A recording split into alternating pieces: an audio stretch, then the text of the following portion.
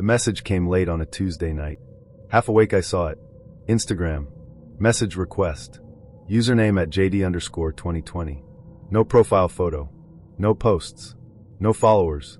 Just the blank gray circle and one line that read, "Hey, you seem like you're doing well." I was about to delete it. I get message requests now and then, spam, fake profiles, sometimes a guy from high school I barely remember who wants to catch up. But something about this one made me pause. Maybe it was the phrasing. Maybe it was the fact that I hadn't posted anything in over a week. Or maybe it was because I had a feeling who it was. I clicked the profile, following two people, me and Jason M. Jason, my ex-boyfriend of 10 months. My ex-boyfriend who, when I finally left, stood in the doorway for 20 minutes asking if I was really going to throw all this away. I hadn't heard from him since. I'd blocked his number, his socials, even his email. But this message wasn't from him. Still, I knew. I replied, "Is this about Jason?"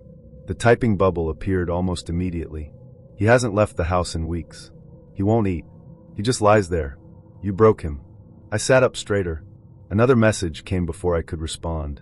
"And you don't even care." I exhaled slowly. My fingers hovered over the keyboard. "Who is this?" A full minute passed. Then, his mother.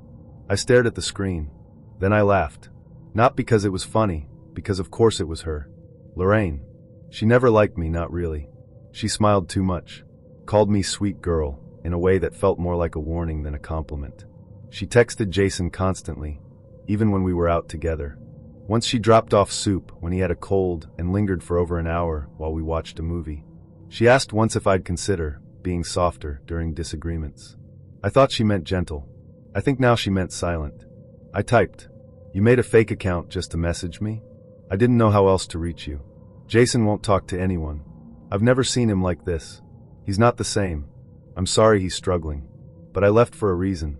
You left without warning. You didn't talk to him. You just disappeared. He's devastated. That's not what happened. Then tell me what did." I paused. I'd told myself I was done explaining. But something about her tone, the assumption that I owed her an explanation, that Jason was the only one hurting, made me want to reply. Not to convince her, just to say it out loud. So I did. One message at a time. Jason used to go silent if I didn't text him back fast enough. He hated when I wore red lipstick to work. Said it made me look like I was trying too hard. He once told me that my job, my actual career, was a cute hobby. He logged into my calendar without asking, just to see when I was free. He told me I was selfish for going to therapy. When I cried, he said I was being manipulative. When I got promoted, he said I was lucky. When I tried to leave the first time, he blocked the door. She didn't reply. I watched the little scene, icon sit there for almost 10 minutes.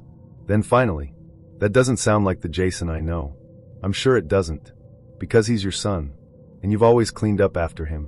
Another pause. Then, "He's not abusive. He's just intense. He feels things deeply. I believe that. But it's not an excuse. And intensity isn't the same as cruelty. He loved you. He still does. Loving someone doesn't mean you treat them well." I waited. No response. Then, "He's not eating. He's not sleeping. And he keeps saying he doesn't understand what he did wrong." That made me pause. He didn't understand? Or he didn't want to? Then tell him. You're his mother. He won't listen to me. He says I don't get it. That I never had a relationship like this. Maybe he's right. She read it. Then nothing. Then 20 minutes later. "Would you meet me? Just me. I want to understand. I want to hear it from you." I hesitated. Every part of me said no. I had nothing to gain from talking to her. I wasn't interested in rehashing everything for someone who believed her son could do no wrong. But another part, quieter, sharper, thought maybe it was time someone told her the truth out loud. "One coffee. That's it. Thank you. I'm not doing this for Jason. I'm doing it for me." Understood. Saturday, 11 a.m. The cafe on Charles Street. "I'll be there." I closed the app and tossed my phone onto the couch. I sat there in silence, staring at the ceiling, wondering what exactly I hoped to get from this meeting. Closure? Vindication? Maybe just the satisfaction of not being silent anymore. Jason's not the first person who hurt me and walked away thinking he was the victim. But he might be the last who gets to do it without hearing what it actually cost. And if his mother is finally ready to listen, she'd better bring a notebook. Lorraine was already there when I arrived. She sat at a corner table, hands clasped around a mug that hadn't been sipped. Her hair was tied back neatly, and she wore a pale blue sweater like the kind you'd expect a kindergarten teacher to wear on picture day. She looked smaller than I remembered. She stood when she saw me. "Thank you for coming," she said. I gave a slight nod and sat across from her. "I won't stay long." She looked down. Understood. I ordered a coffee from the barista and returned to the table. For a moment, neither of us spoke. The cafe murmured quietly around us, cutlery clinking, espresso machines hissing, soft jazz playing overhead. Then she said, "Jason hasn't left the house since you agreed to meet. He keeps asking if I've heard more." I didn't respond. She took a breath. "I know you think I'm just here to defend him, but I'm not. I didn't know. About the things you said." I met her eyes. "You didn't want to know." She blinked, but didn't argue. "For 10 months, I said, I shrank myself to make Jason feel bigger. I stopped wearing lipstick. I stopped talking about my job. I stopped calling my friends back. I became this quiet, careful version of myself, just to avoid his moods." Lorraine's hands tightened around her mug. "He called it love," I continued. "But it felt like control. And you showed up with banana bread and told me he was sensitive. You told me that women like me needed to learn how to guide men like him." Her cheeks flushed. I thought I was helping. "You weren't." She looked away. I sipped my coffee. "You want to know why he's not eating? Not sleeping? It's because for the first time in his life, someone walked away from him and didn't come back." Her voice was small. "He says he misses you." I nodded. "I know, but he misses the version of me that made herself small. That version's gone." Lorraine was quiet for a long time. Then, softly, "What do I say to him?" I looked at her. "Tell him to stop waiting for me to come back. And tell him, if he really wants to change, he has to stop calling pain passion and start calling it what it is." She swallowed, her throat tight. I stood. "I hope he gets better. But that's not my job anymore." And I walked out. The cafe door closed behind me with a soft click. I didn't look back. I met Adam through Hinge, which was starting to feel more like a job than a pastime. Swipe fatigue is real, and I was deep in it. But his profile was different. Not in a try-hard, I read Murakami and climb mountains kind of way, just honest. He had soft eyes, a messy smile, and a photo in front of this mural I recognized from Logan Square. We had a few mutual Instagram followers, which gave me a weird sense of comfort. Like, okay, he's real. He exists in the same city as me. He probably eats brunch too. We matched on a Tuesday. By Thursday, we were texting late into the night. He was easy to talk to. Too easy, maybe. He brought up a little indie bookstore I loved, Voltaire's, before I even mentioned it. Said he liked their poetry section. That made me pause. It's not a secret place, but it's not exactly mainstream either. "You been before?" I asked. "Yeah, once or twice. Came across it through a friend," he said. I let it go. We met for drinks at a wine bar near my apartment. When he walked in, he looked exactly like his photos. A little taller than I expected, a little more confident than I was ready for. He gave me a hug like we already knew each other. And that's how it felt, like he already knew me. He asked questions I didn't remember answering. About my job, my favorite bar, my dog's name, all the stuff people usually have to earn over a few dates. He already had it lined up. "I must have stalked your profile harder than I realized," he joked. I laughed, because what else do you do? But something about it put me on edge. The date went well. He was attentive, funny, a little flirtatious without pushing it. We kissed in front of the train station, and I went home thinking, okay, maybe this one's actually normal. But things got weird fast. The next day, he sent me a playlist. It included 3 songs I'd posted on my story weeks ago, and one that I'd only played at home through my smart speaker. I hadn't shared it anywhere. Another day, he joked about a tweet I'd deleted. Something dumb about eating chips for dinner. I'd posted it at 2 a.m. and deleted it by morning. He brought it up like it was an inside joke. "How'd you see that?" I asked. He replied, "I've got good timing, I guess." I started feeling watched. Not in a horror movie way, just tracked. Cataloged. So I brought it up. "Do we have mutual friends?" I asked him over brunch after our 3rd date. He sipped his coffee. "A couple, I think. You went to DePaul, right?" "Yeah. But how do you know that?" He hesitated for half a second. "You mentioned it, I think." I hadn't. Later that night, I did a little digging. I searched his name on Facebook. We weren't friends, but we had 5 mutuals. I messaged one of them, Liv, a girl I knew from a writing workshop last year. Hey, random question, I typed. Do you know Adam K? She replied 10 minutes later. Yeah, he dated a friend of mine a while back. Why? Just matched with him, trying to figure out how he knows so much about me. There was a long pause. Then, oh, that guy. Be careful. He's intense. He used to do this thing where he'd ask mutual friends about girls he liked before messaging them. Like, collect info. It creeped my friend out. My stomach dropped. I asked, do you think he did that with me? I mean, probably. If you have mutuals, he definitely used it. I didn't reply. I sat on my bed, scrolling back through our messages. The way he'd known about my dog, my yoga studio, the exact coffee order I'd mentioned once in a comment under someone else's post. He hadn't just picked it up from my profile. He'd been looking, and not just casually browsing. He had been collecting. The next day, I confronted him.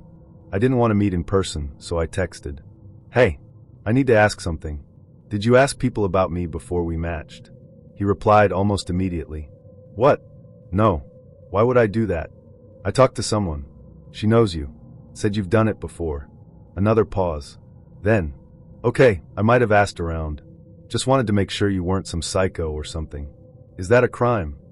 I stared at the screen for a long time. That's not what you did, I wrote back. You didn't check if I was normal. You used people to collect details. You made me think we had things in common that you engineered. Don't be dramatic, he replied. I blocked him. Later that week, I got a DM from a fake-looking account. No posts, no followers. Just a message. Hope you enjoyed your little investigation. You're not that interesting. Then it blocked me before I could reply. I told Maya everything. She wasn't even surprised. He's not the first guy to do that, she said. Some people think information equals intimacy. She was right, but it still messed with me. It's not that he lied exactly. It's that he built a version of himself that fit perfectly into the version of me he had assembled from scraps. And I fell for it, because who doesn't want to feel understood? Now I keep my stories close and my circle tighter. I scrub my social media when I date someone new. I ask more questions. I trust slower. I don't think Adam was dangerous in the way people usually mean. But he was willing to cross a line quietly. He didn't want to get to know me. He wanted a version of me that he could control. And that's more dangerous than any bad pickup line. I'd always been careful on dating apps. Not paranoid, just thoughtful. I work as a freelance UX designer, so I spend most days in my apartment, toggling between Figma files and podcasts about stories I'll never live. After a while, the silence starts to hum. That quiet ache of wanting a real conversation, a shared glance, someone to ask if you've eaten. It was Maya, my best friend and roommate, who finally convinced me to try again. Just 1 week, she said, tossing a pillow at me while we watched reruns of some show neither of us really liked. You're a grown woman. You can survive 7 days on Hinge. So I downloaded it, made a profile that didn't try too hard, and braced myself for the usual: gym bros, travel addicts, and bios riddled with red flags. Then I matched with Eli. We met for drinks at a bar downtown. He looked just like his photos, clean cut, a little overdressed for the venue, but not in a bad way. The conversation flowed. He was funny, attentive, asked questions without making it feel like an interview. I liked that he didn't check his phone once. Toward the end of the night, he leaned in a little too close and asked if I wanted to come over for a nightcap. I smiled. Rain check. He gave me this look, half smile, half smirk. You're different. Most people don't say no to me. That stuck with me. Not in a huge way, just a gentle nudge in the back of my mind. I said goodnight, got in my Uber, and texted Maya. Good convo. Not sure I'll see him again. Something felt off. The next morning, I unmatched him. No drama. Just a quiet exit. A week later, I was back on the apps, not expecting much. Swipe, swipe, pause. A new profile popped up, Daniel R. A few well-composed photos. One in a bookstore, another with a dog, and wait, a third in a kayak. I stared. The dog had the same white spot over its left eye. The kayak photo had a different shirt, but the same angle, same smirk. I tilted the screen and blinked. No way. Everything okay? Maya asked from the doorway, holding a mug of tea. I handed her my phone. Tell me I'm not losing it. She squinted. Is that Eli? I think so. New name, new pictures. But same dog. Same kayak. Same bar in the background. She frowned. That's weird. Like calculated weird. I'm matching with him, I said. Maya raised an eyebrow. Are you serious? I just want to see what he says. The match popped up immediately. I messaged, hey, cute dog. He replied within minutes. Thanks. He's a rescue. Kind of a goofball. You into dogs? Over the next few days, we talked. Again, he mirrored the same tone, same jokes, even mentioned the same authors when I asked what he was reading. He said his favorite whiskey was Highland Park 12. That was the exact brand Eli had bragged about on our date. I played along, casually re-asking things he'd already told me the first time. He didn't seem to notice. Then he suggested we meet up. There's this bar on 6th near the bookstore. Really chill vibe. You'd like it. That was the exact bar we'd gone to before. I didn't respond right away. Instead, I showed Maya the messages. He thinks you forgot, she said. Or he thinks you'll just ignore it. I nodded. I want to call him out, but I want to do it in person. So I agreed to the date. Same bar. Same time. Same outfit I wore the first time. Maya came with me, posted up at the opposite end of the bar with her laptop, pretending to work. She's the kind of friend who doesn't ask why you need her there. She just shows up. He was already seated when I arrived, sipping a beer. He stood when he saw me. Nina, right? I tilted my head. Have we met before? He grinned. Nope. First time. I sat down. Weird. You look familiar. Maybe I just have one of those faces. I smiled, but inside something hardened. Or maybe you're Eli. We matched last month. Went on a date. Same bar. Same dog. Same kayak. His smile twitched. What? You made a new profile. Changed your name. But not your dog. Not the bar. Not your whiskey. He blinked, then leaned back in his chair. Okay. Sure. You caught me. But we had a good time. I thought maybe you'd give me another shot. You lied, I said. You didn't think I'd give you another shot, so you tried to trick me into one. I didn't lie, he said. I just made a new profile. You unmatched me. I figured you weren't sure. You figured wrong. He shrugged. This is exactly why dating sucks. You unmatch someone without a reason. So yeah, I changed the name. Big deal. You could have just messaged and said, hey, I think we got off on the wrong foot. You didn't. You went out of your way to deceive me. That's not charming. That's manipulative. He didn't say anything. Just stared at me, mouth tight, eyes flat. I stood up. We're done here. Outside, the air felt sharp and cleansing. I walked straight to Maya, who'd seen everything. You good? She asked. Yeah, I said. I'm reporting him. I emailed the app support team that night with screenshots and a full description. His account was gone by the next morning. I didn't open the app again after that. I didn't delete it either. Just let it sit in the background, like an unread book I wasn't ready to throw out. That weekend, I started a note on my phone. If I ever swipe again. A list of things I'd watch for. Voices I'd trust. Gut feelings I wouldn't ignore. I don't think I regret meeting Eli. I regret giving him attention twice. But I'm proud I didn't give him a third chance. Because the moment someone pretends to be someone else to win you over, that's not romance. That's rehearsal. And I'm not interested in starring in someone's performance. I didn't notice it at first. You never do with things like this. It starts small, barely there, just a flicker of coincidence that you brush off. Then another, and another, until suddenly, you're standing in the middle of your own life wondering how much of it someone else has been watching. Her name was Olivia, and she was the kind of woman who made you feel like you were already behind. Like she'd already done the therapy, read the books, figured herself out. And you were just trying to keep up. I met her at an outdoor climbing gym in Fremont. She asked if I needed a belay partner, which I did. And after that day, I found myself adjusting my schedule to align with hers. She was magnetic in that subtle, low-frequency way. No drama. No chaos. Just a calm confidence that made you want to impress her. She was a teacher, middle school STEM.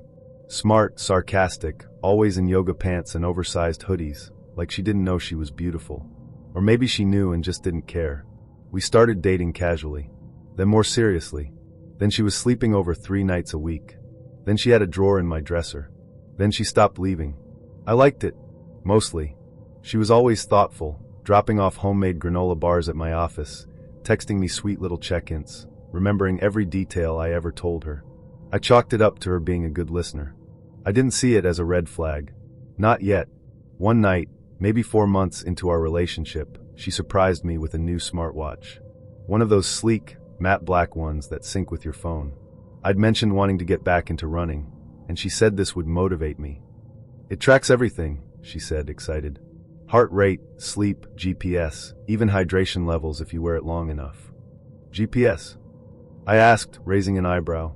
Yeah, for your runs, she said, so you can see your route and pace. I didn't think twice about it. I wore it, synced it, forgot about it. That's when the coincidences started. She began showing up at places I hadn't told her I was going. I'd grab a beer with coworkers and she'd text, "How's Fremont brewing tonight?" Or I'd take a spontaneous late-night walk and she'd say, "Bit chilly out for 11 p.m., huh?" I joked that she was psychic. She laughed it off. Lucky guesses. But they weren't. It reached a point where she showed up at my gym on a Saturday morning, saying, "Thought I'd surprise you with smoothies." I hadn't posted anything. Hadn't told her where I was going. My stomach twisted a little, but I smiled and said thanks. Later that night, I asked her, "How'd you know I was there?" She didn't miss a beat. "I figured you'd go. You usually do on Saturdays." The next day, I went for a run without telling anyone. No phone, just headphones. When I got home, she was sitting on my porch with Gatorade. "You ran a little slower than usual," she said, grinning. That's when it clicked. The watch. She was tracking me. I didn't want to believe it at first. I told myself maybe she was looking at my stats afterward. Maybe it was a fluke. Maybe I was being paranoid. But something in her tone that day, so casual, so confident, made me start digging. I opened the health app on my phone. There was my entire route, speed, heart rate, split times. Synced automatically. I checked the sharing settings. I hadn't turned on location sharing with her. But somehow it was enabled. And she was on the list. I sat there, staring at the screen, feeling my throat tighten. When I confronted her that night, I kept it calm. "Hey," I said, trying to sound curious. "Did you sync my watch to your phone?" She looked up from her laptop. "What?" "My watch. You've been tracking my runs?" She blinked. "I mean, not tracking. I just have access to the data. You synced it when I set it up, remember?" "No," I said. "I didn't." She shrugged. "I thought it would be helpful. You mentioned wanting accountability. I didn't mean surveillance." Her expression hardened. "It's not surveillance, it's support." "Jesus, why are you making it sound creepy?" "Because it is," I said. "You've been showing up to places I didn't tell you about. That's not support, Liv. That's control." She stood up, pacing. "Wow. Okay. So I buy you something to help you stay healthy, and now I'm the bad guy. I didn't ask to be tracked. You didn't say you minded." "I didn't know." She scoffed. "God, this is insane. You know what? I don't even care about your stupid data. Keep your precious privacy." She stormed out. I sat there in silence, the watch still buzzing on my wrist, mocking me. That night, I removed her from every shared app, changed my health data settings, and turned off location access. It felt like reclaiming something I hadn't even realized I'd lost. But it wasn't over. She texted me the next day like nothing had happened. "Morning, babe. Hope you slept okay. Want to grab lunch later?" I didn't respond. She called. I ignored it. Then she started showing up again. At my gym. At my favorite sandwich spot. Even at the trailhead where I hiked on weekends. She always acted surprised. "Oh hey, didn't know you'd be here too." The same woman who used to claim she respected boundaries now seemed incapable of recognizing them. I told her clearly and directly, "I need space. Please stop showing up." She nodded, apologized, said she got it. Then 2 days later, she left a smoothie at my door. I knew it was her. The same brand, same note. Thought you could use a boost. I felt like I was being hunted by kindness. Eventually, I had to block her. Phone, Instagram, email. I even changed my gym schedule. I stopped going to my favorite bar. I deleted the fitness app entirely. The smartwatch went into a drawer, face down, screen dark. I thought that would be the end of it. Then she messaged my sister. They'd met once. At a birthday dinner. Barely spoke. But now Olivia was DMing her, asking if I was okay, if I was spiraling. If maybe I'd had a breakdown. My sister called me, concerned. "What's going on with you two?" I told her everything. "Jesus," she said. "She's not just clingy. She's obsessed." That was the word I'd been avoiding. Obsessed. It didn't feel like obsession at first. It felt like attention. Like care. Like someone actually giving a shit. But it had turned into something else. Something that made me feel like I was constantly being watched, even when I wasn't. I filed a police report, not because I thought it would do much, but because I wanted it documented. I wanted some kind of paper trail. It was the ugliest breakup I've ever had, and we never even officially broke up. She just faded after that. No more texts. No more drop-ins. I think the report scared her. Or maybe she finally realized I wasn't playing along anymore. It's been almost a year. I haven't dated since. Not really. I've hooked up a few times, gone on a couple awkward coffee dates. But nothing serious. Because now, I flinch when someone wants to check in. I hesitate when someone asks to share locations just for safety. I second-guess every gift, every compliment, every small act of thoughtfulness. What Olivia did wasn't violent. It wasn't overt. It didn't leave bruises.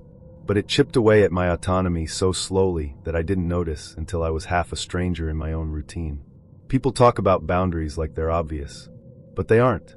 Especially when someone blurs them with affection. She never yelled. Never threatened. Never raised a hand. She just watched. I thought I was done with Ben. We broke up 8 months ago. It was messy, sure, but not police messy. No slashed tires. No public screaming. Just a slow unraveling that started with too many little lies and ended with me packing my things while he sat on the couch, scrolling through Reddit and pretending I wasn't leaving. He didn't beg. He didn't cry. He just watched me go with this hollow look in his eyes, like he was filing the moment away for later. I blocked him on everything: Instagram, phone, Venmo, Spotify. I even changed my Netflix password because I was tired of seeing "continue watching" Mindhunter pop up on my feed. I thought that was it. I thought he'd fade into the background like most exes do. I was wrong. It started with a new match. His name was Cameron. His profile was one of those carefully casual setups: 2 outdoor selfies, 1 moody black and white shot, and a group pic at a rooftop bar. He listed himself as a photographer and had a short, confident bio, looking for something real. Let's skip the small talk. I didn't recognize him. Not at first. But he was good. Whoever Cameron really was, he knew how to say all the right things. He messaged me first with a comment about the book I'd mentioned in my profile, then a follow-up about a music venue I'd posted in my photos. We talked for 3 days straight. He was funny, a little flirty, self-deprecating in the way that makes you feel like you're winning something by liking him.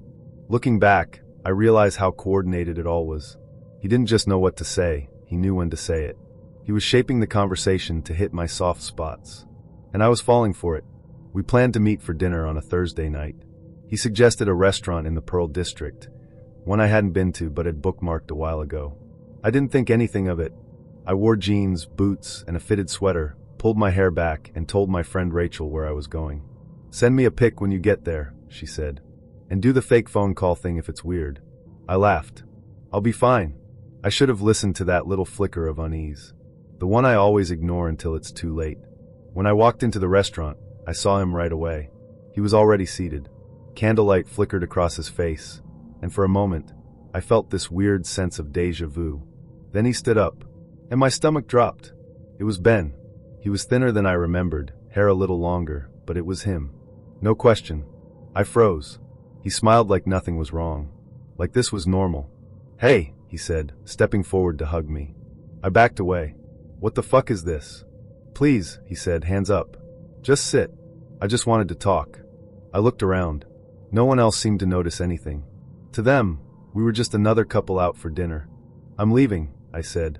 "Please, just 5 minutes. I swear, I'm not here to fight. I just want to talk.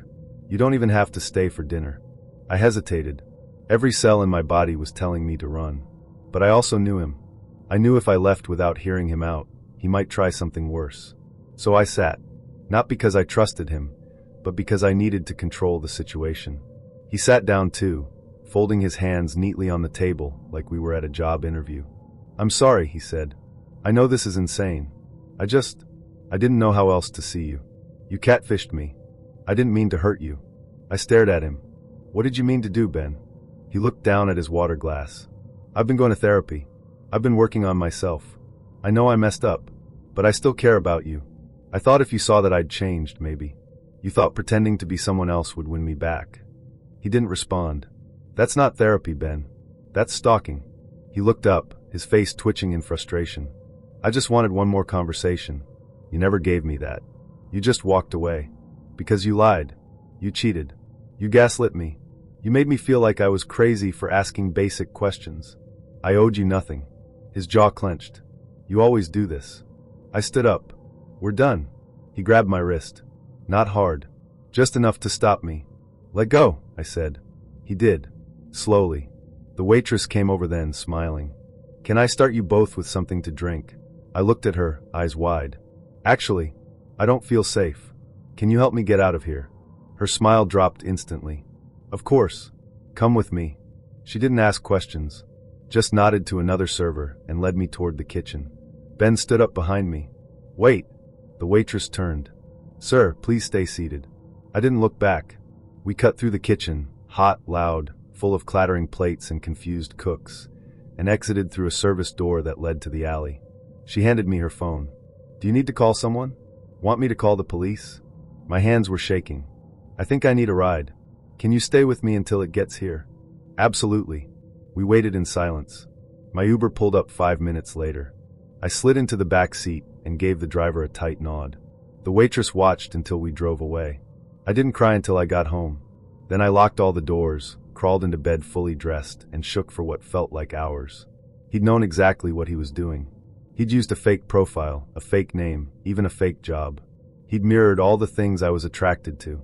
He'd picked a public place so I wouldn't run. He'd planned it. He wanted to scare me, to control me, maybe even worse. I changed my number the next day, deleted the dating apps, reported the fake profile, told Rachel everything. I swear to God, she said, if I ever see him again. I nodded. Same. 3 weeks later, I found out he'd tried to contact 2 of my friends. Said he was worried about me, that I was acting unstable. That's when I filed the restraining order. He didn't show up to the hearing, but the judge granted it anyway. I keep a copy of it in my bag, not because I think it'll stop him if he really wants to do something, but because I want proof. I want a paper trail. I want to be believed if anything ever happens again. Dating isn't fun anymore. It's strategy. It's background checks and sharing your location and memorizing exits. It's wondering if the guy who seems perfect is just wearing someone else's face.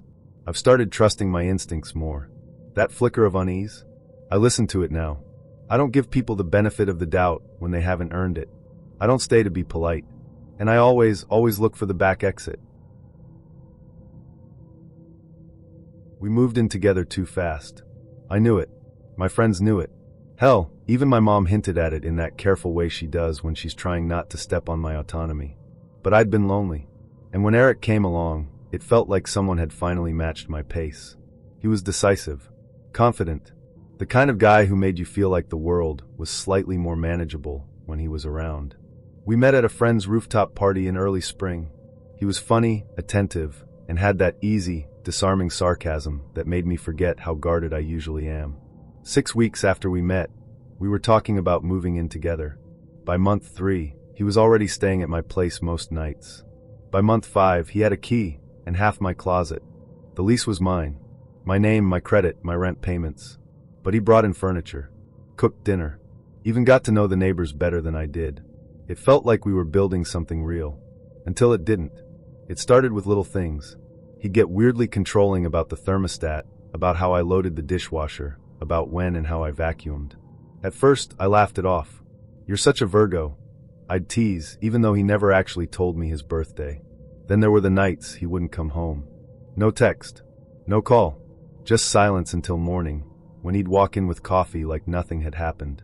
I asked him once, "Where were you last night?" He blinked. Out. Out where? Why do you care? That was the first time I felt the shift. The first time his voice carried something sharp underneath. I started noticing other things. His stories didn't line up. He said he was a freelance web developer, but I never once saw him work. He said he didn't use social media, but I found a burner Instagram account with a fake name and photos of him with people I didn't know. I confronted him. He laughed. "You're being dramatic." I told him I wanted him to move out. That's when everything changed. He didn't scream. He didn't cry. He just said, "I don't think I'm going anywhere." I blinked. "What?" "I live here now," he said. "You invited me in. I've been here for months. This is my home too." I pointed at the lease. "You're not on it." He smiled. "Doesn't matter. Texas law gives tenant rights after 30 days. You'd have to evict me." I thought he was bluffing. He wasn't. The next morning, I called my property manager. She confirmed it.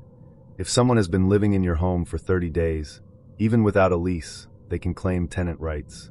I had to go through a formal process to remove him. I felt like I was going insane. He started leaving his stuff everywhere, intentionally messy. He refused to leave during the day, even when I had to work from home. He took long showers during my Zoom calls. One afternoon, he walked into the background shirtless while I was on a client call and winked at the camera. I filed the first notice to vacate. He laughed when I handed it to him. "You think a piece of paper is going to get rid of me?" he said. I started sleeping at Mariah's. I couldn't be in my own apartment without feeling like I was under siege. He texted me constantly. "Come home. We can work this out. You're being paranoid." When I didn't respond, he started posting vague quotes on his burner account. Things like, "You never really know someone until you live with them," and "Some people turn out to be strangers in disguise." One night, I came back to grab a few things. He wasn't supposed to be home. I told him 2 days in advance I'd be stopping by. But when I walked in, he was sitting on the couch, lights off, just waiting. "Miss me?" he said. I didn't even answer. I walked straight to the bedroom, grabbed what I could, and left. The next day, I filed an official eviction notice through the county. That's when the mask really came off. He showed up to the hearing in a blazer and said I had invited him to live there under a verbal agreement. He claimed he'd paid for groceries and utilities and should be entitled to reimbursement or adequate time to transition out. He brought fake receipts. Literally printed out fake Venmo screenshots claiming he'd paid me rent. I was lucky. I had proof, bank statements, lease agreements, texts showing he'd never paid a cent. The judge ruled in my favor. He had 10 days to vacate. On day 9, I came home and found my apartment trashed. Not destroyed, just violated. Drawers left open. My clothes dumped on the floor. The fridge door wide open. My toothbrush snapped in half and left on the counter. No signs of forced entry, but I knew it was him. He still had the key. I changed the locks that night. He left one final note in my mailbox. "You'll always wonder who I really was." That's the part one like most. I didn't sleep for a week. I hired a locksmith to install a deadbolt with a keypad. I bought pepper spray. I told my boss. My friends. I documented everything. Eventually it stopped. The texts. The posts. The notes. It's been almost a year now. I still live in the same apartment. I thought about moving, but I didn't want to let him chase me out of my own space. I've reclaimed it, piece by piece. The thing that gets me isn't just how he manipulated me into letting him in. It's how easy it was for him to stay. All he had to do was wait. Wait until I was comfortable enough to give him a drawer, a key, a toothbrush. Wait until the law said he had rights over my space, just by occupying it. He never cared about me. He cared about control. I started using the check-in app after a girl I knew from college went missing for 3 days. She was fine in the end, just off the grid at a wellness retreat, but that didn't stop the spiral it sent me into. So I downloaded one of those safety apps. The kind where you pick emergency contacts, drop pins before dates or solo runs, and send quick alerts if something feels off. I liked the simplicity of it. Just a few taps and someone knew where I was. I only ever shared my check-ins with 2 people, my best friend Mariah and my boyfriend at the time, Wes. Wes and I met at a trivia night. He was the kind of guy you wouldn't look at twice if he wasn't funny. But he was funny. Smart, too, in a way that didn't feel performative. He wasn't trying to impress me, which was probably what impressed me most. We started dating 2 weeks after we met. He asked if he could walk me home after our second date, and I remember thinking, he's actually safe. Funny how wrong you can be about someone. We dated for 8 months. It was good mostly. He was thoughtful, occasionally intense, and weirdly intuitive. He had this knack for knowing when I was having a hard day before I even said anything. At first, I thought it was romantic, like he was tuned into my frequency. Later, I'd wonder if he was just watching. I told him about the check-in app around month 2. We were getting drinks, and I just tapped the "I'm here" button to let Mariah know I'd arrived. He saw the screen and leaned in. "What's that?" "It's just a safety thing," I said. "Let someone know where I am when I go out." "Smart," he said. "You trust me enough to share with me?" It felt like flirting, like a little intimacy test. So I added him. He didn't mention it again. After that, we got close fast. He started sleeping over 3 or 4 nights a week. Knew my coffee order. Had a toothbrush at my place. We had a rhythm that felt easy, but also a little curated. Like he was always one step ahead of me. He'd ask how my therapy session went when I hadn't told him I had one. He'd predict what I'd order at brunch before I even opened the menu. He once showed up at the exact trail I was running on with Gatorade and said, "Thought you'd be here." At the time, I chalked it up to compatibility. But now I know better. The breakup was mine. I initiated it. Not because he was awful, he wasn't. He was just too present. Too inside my space. He'd get cold when I wanted time alone. He'd sulk if I didn't text back within an hour. He once showed up at my apartment after I said I needed a night to myself, acting like he forgot I'd said that. I should have ended it then. But I didn't want to be dramatic, or ungrateful, or rude. Eventually I just told him, gently, that I didn't feel like we were working anymore. He took it well. Suspiciously well. He nodded, hugged me, and said, "I get it. Thanks for being honest. I hope we can still talk sometimes." I said, maybe. With some space. That was 2 months ago. I didn't hear from him again. No angry texts. No guilt tripping. No late night, "I miss you" voice notes. Just silence. I thought, weirdly, that maybe he was one of the rare ones who actually meant it when he said he respected boundaries. Then things started happening. It started with the bar. I was out with Mariah on a Tuesday night. We sat at the back, near the window, catching up over overpriced cocktails, when she got quiet mid-sentence and glanced toward the door. "Is that Wes?" I turned, and there he was, standing near the bar, pretending to scroll on his phone. He didn't look at me, didn't approach, just stood there for maybe 10 minutes, then left. I laughed it off. Coincidence. Then it happened again. At the farmer's market. At the bookstore 2 blocks from my apartment. At my gym of all places. Always the same pattern.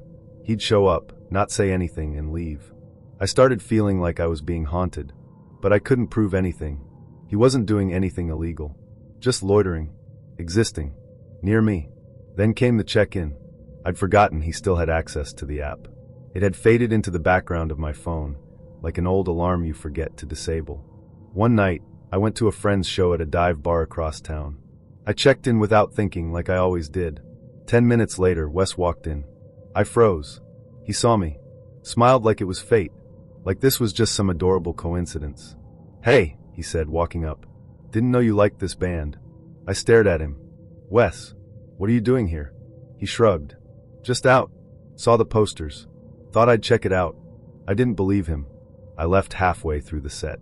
At home, I opened the app and checked the sharing settings. He was still on the list. I removed him. Then I checked the history. He'd been checking my location history for months. Even after we broke up. Every check-in I'd made, bars, hikes, coffee shops, he'd seen it. Logged it. I stared at the screen for a long time, heart pounding. I texted Mariah. "He's been watching me." She called immediately. "What the hell?" I told her everything. She made me promise to go to the police. I didn't. Because what would I say? My ex-boyfriend is showing up in public places. He hasn't said anything threatening, but I think he's following me. They'd ask if I had proof. I didn't. Until the parking garage. It was a Friday night. I was leaving a friend's apartment downtown, walking to my car in one of those dim, echoey parking structures that always feel one flickering light away from a horror film. I heard footsteps. Soft. Measured. Following mine. I turned. It was Wes. He stepped into view like he'd been waiting for me to notice. "Wes," I said. "What the actual fuck are you doing?" He smiled. "I wanted to talk." "In a parking garage?" "You blocked me. Didn't leave me another option." I took a step back. "This isn't okay." "I just want closure," he said. "You owe me that." "I don't owe you anything," I said. "You've been following me." He shrugged. "You let me." I blinked, confused. "The app," he said. "You let me see where you were. You invited me in." "I didn't hack anything." I felt cold all over. "I removed you," I said. "Too late," he replied. He took a step toward me. I turned and bolted. I barely remembered unlocking the car. My hands were shaking so badly I dropped my keys once, and when I finally got inside, I locked the doors and sped out of the garage without looking back. I didn't go home that night. I stayed at Mariah's. The next morning, I went to the police. They listened. They were polite. But they said the same thing I already knew. He hasn't made a direct threat.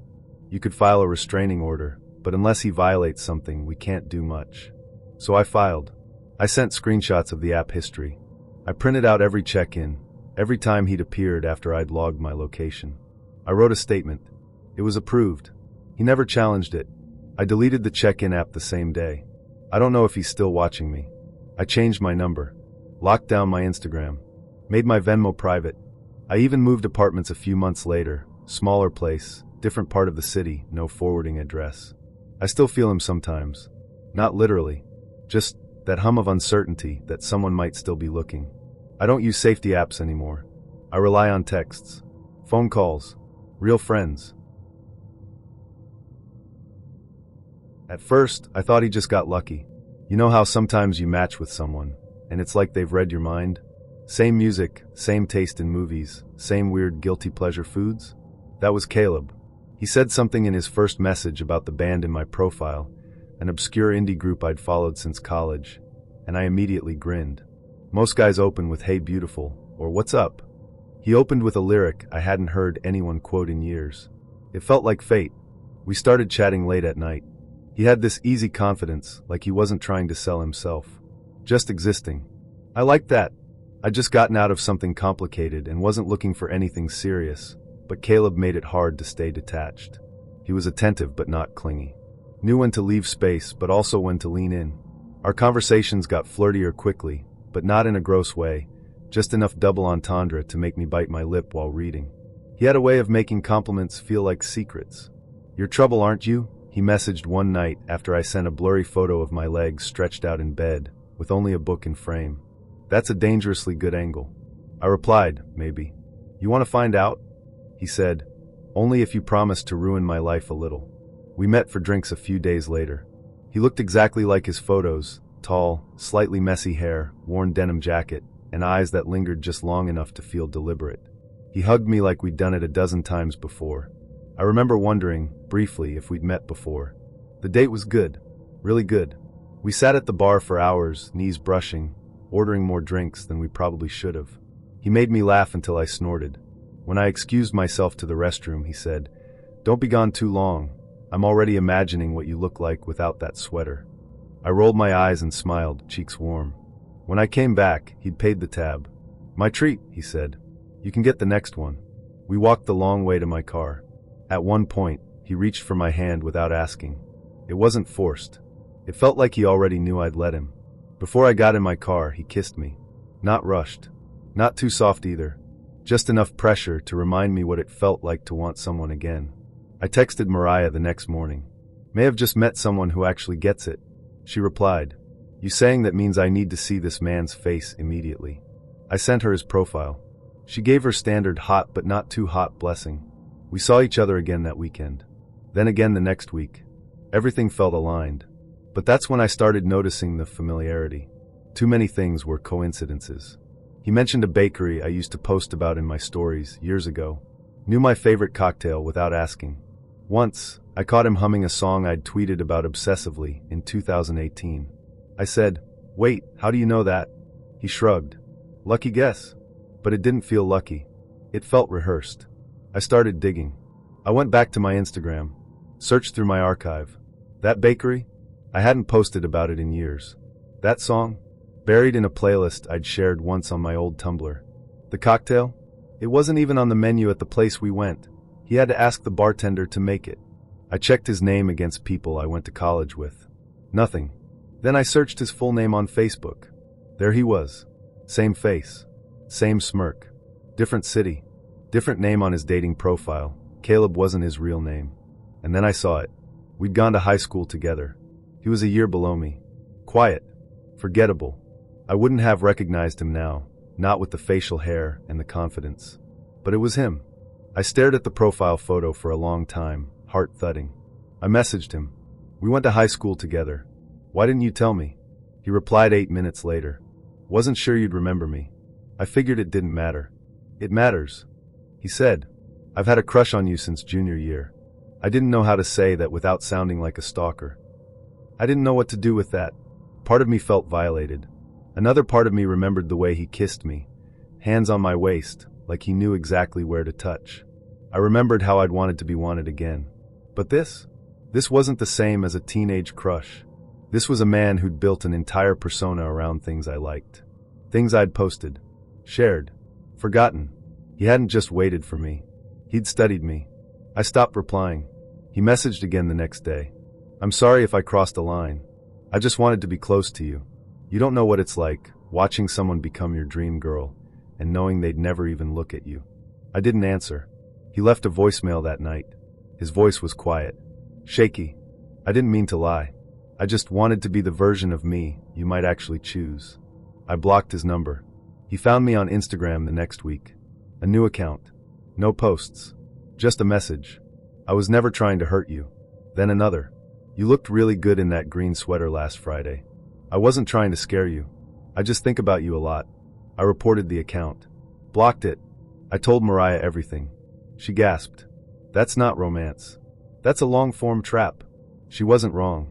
I changed my number. Locked down every account. Turned off story replies. Unlinked old blogs. Deleted playlists. The next time someone tells me they just happened to like the same obscure bands I do, I'll hesitate. I didn't even like him that much. That's what made it worse. His name was Drew. He had a crooked smile, thick forearms, and the kind of confidence that comes from being liked too easily. We matched on a Thursday, flirted through the weekend, and met for drinks the following Tuesday. I wasn't expecting much. Just a warm body, a decent laugh, maybe a kiss if the vibe was right.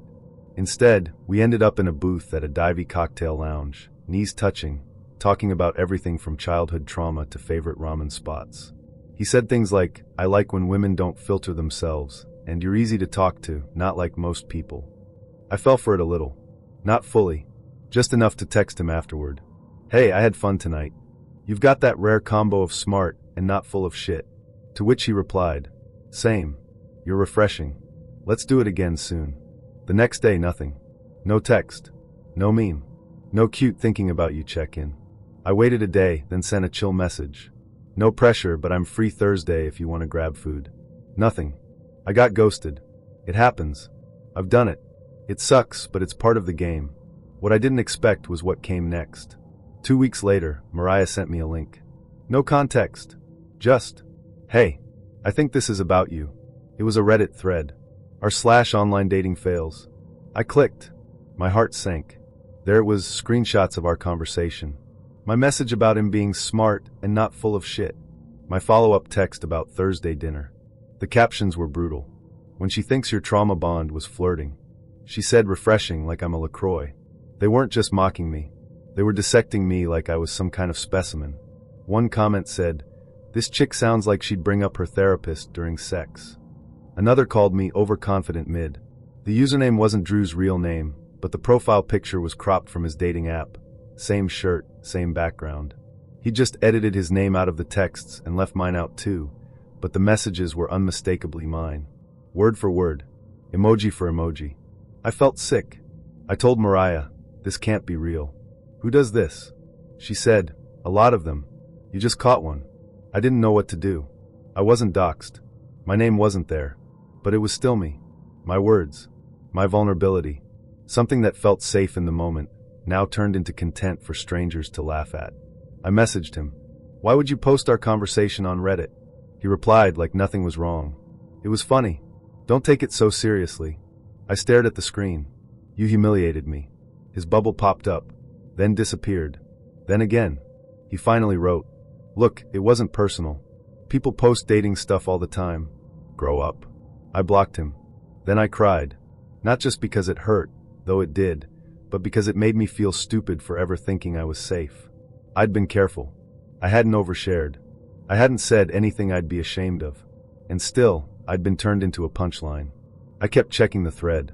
Comments kept coming, some supportive but most brutal. Cruel in that casual, anonymous way. I didn't leave my apartment for a weekend. Eventually, I contacted Reddit's reporting system. I flagged the post for harassment. It took 5 days for it to be taken down. No apology. No message. Just gone. But I knew it had already been saved. Shared. Screenshot. Archived. Once something like that is out there, it doesn't vanish. It lingers in group chats. In Dropbox folders. In late-night Discord calls. I stopped using dating apps for a while. I didn't delete them.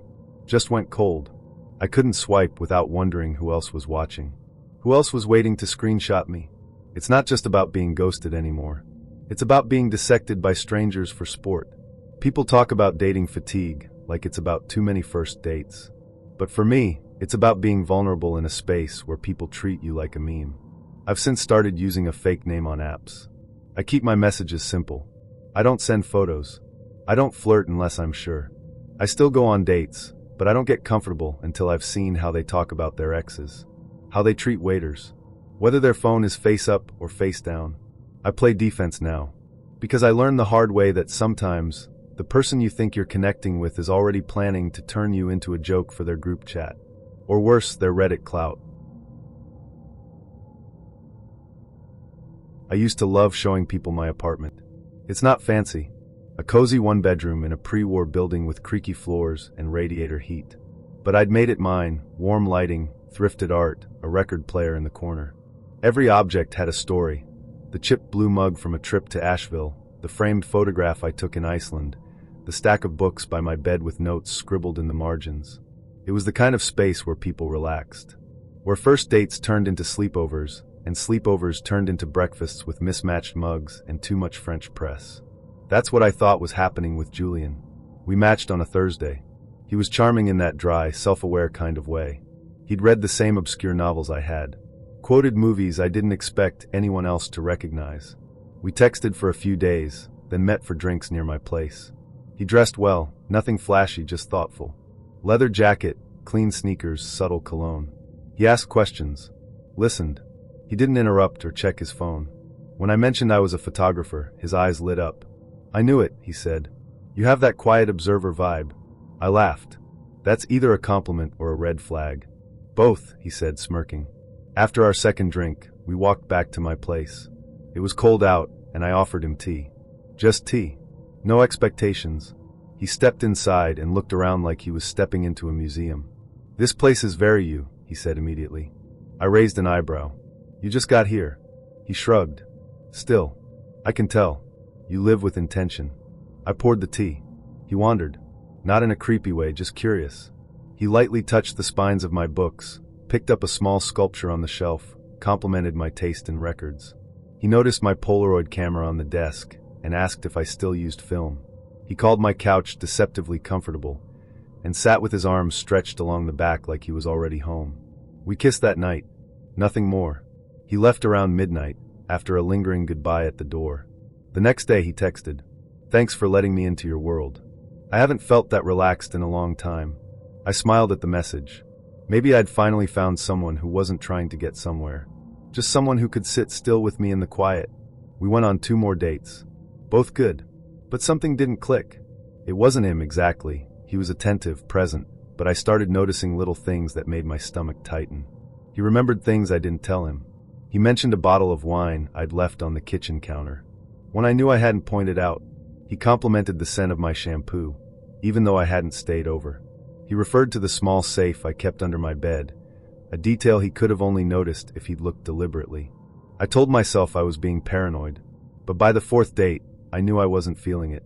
So I told him gently that I didn't see things going further.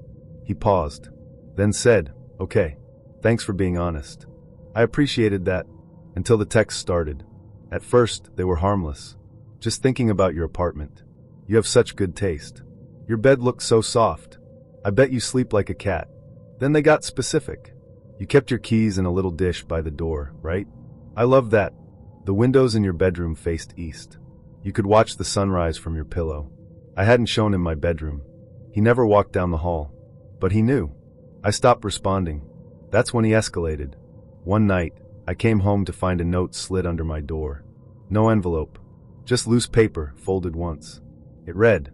I can still picture the layout perfectly. Entryway, couch to the left, bookshelves on the right. You keep your camera near the window, and your socks in the second drawer under the mirror. You sleep on the left side of the bed. I locked every bolt on my door and called Mariah. She stayed on the phone while I checked every room. Nothing was missing. Nothing broken. But I felt violated. I filed a police report the next day. They took it seriously, sort of. They said since he hadn't physically entered the apartment again, it was disturbing, but not illegal. They suggested I get a camera. Maybe a new lock. I did both. I also changed my routine. Started entering through the back exit. Took different routes home. Stopped posting anything about my location online. He never contacted me again directly. But I saw a post on a niche photography forum a few weeks later. A user had uploaded a grainy photo of a familiar bedroom layout, my bedroom, taken from outside the window. The caption read, "Some spaces stay with you." I reported the post. It was removed, but I still moved 2 weeks later. His profile said, "Looking for player 2. Must love dogs, brunch, and catching 'em all." I should have known. I really should have known. His name was Bram. He had dark curly hair, thick glasses, and a bio filled with Pokemon puns. I figured they were just jokes, quirky, maybe ironic. His photos showed him hiking, cooking, and posing with a corgi named Growlithe, which I admit made me smile. We matched on a Wednesday. He messaged me first. "Bram, if I were a Pokemon, I'd be a Slowpoke, laid back and a little dopey." Me? If I were a Pokemon, I'd be Gardevoir, loyal but psychic, aka I see through bullshit. Bram, oof. Bold first move. I like it. He was clever, I'll give him that. We chatted for a few days. He slipped in a few more references, but nothing over the top. I figured he was just leaning into a theme. Everyone has their thing. I dated a guy who was obsessed with Dungeons and Dragons, and another who could quote every line from The Lord of the Rings. This didn't seem that different. So when Bram asked me out for ramen on Saturday, I said yes. I wore a black turtleneck, dark lipstick, and my hair up in a loose twist. Chic. Minimal. Elegantly detached. I was hoping to look like the kind of woman who could appreciate a little nerdy charm, but wouldn't put up with too much of it. He arrived 5 minutes early, wearing a denim jacket covered in enamel pins. I spotted Pikachu, Mimikyu, and a tiny Pokeball near the collar. He also had a Bulbasaur patch stitched to the sleeve. "Hey," he said, hugging me. He smelled like cedar and laundry detergent. "You look like a ghost-type trainer." "That's a compliment." I laughed awkwardly. "Thanks. I think." We sat at a corner booth. He ordered tonkatsu with extra egg. I got veggie miso. Everything was normal for the first few minutes. We talked about work.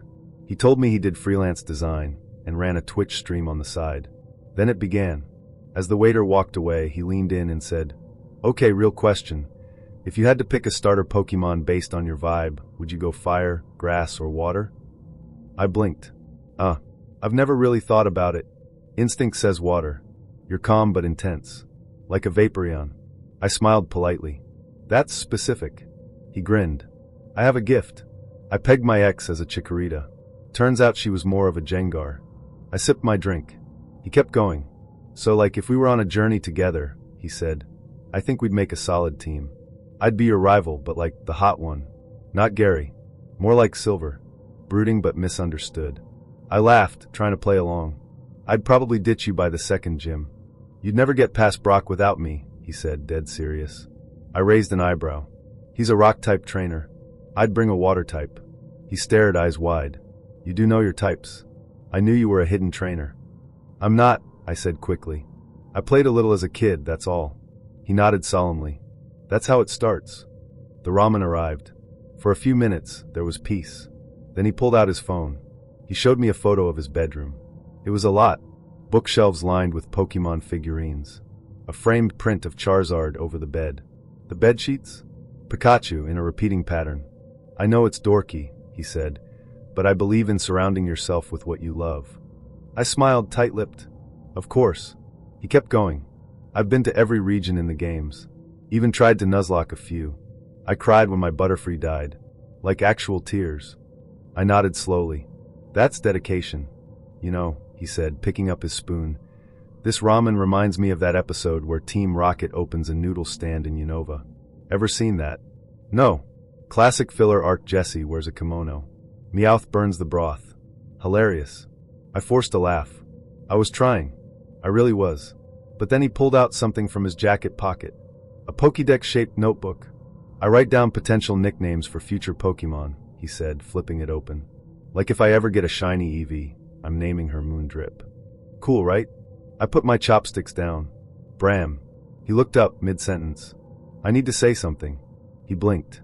"Oh, I think you're sweet, and you're clearly passionate. But this is too much." His smile faltered. "Too much?" "Yes. Like, you've made 20 Pokemon references in 45 minutes. I counted." He looked stunned. It's just who I am.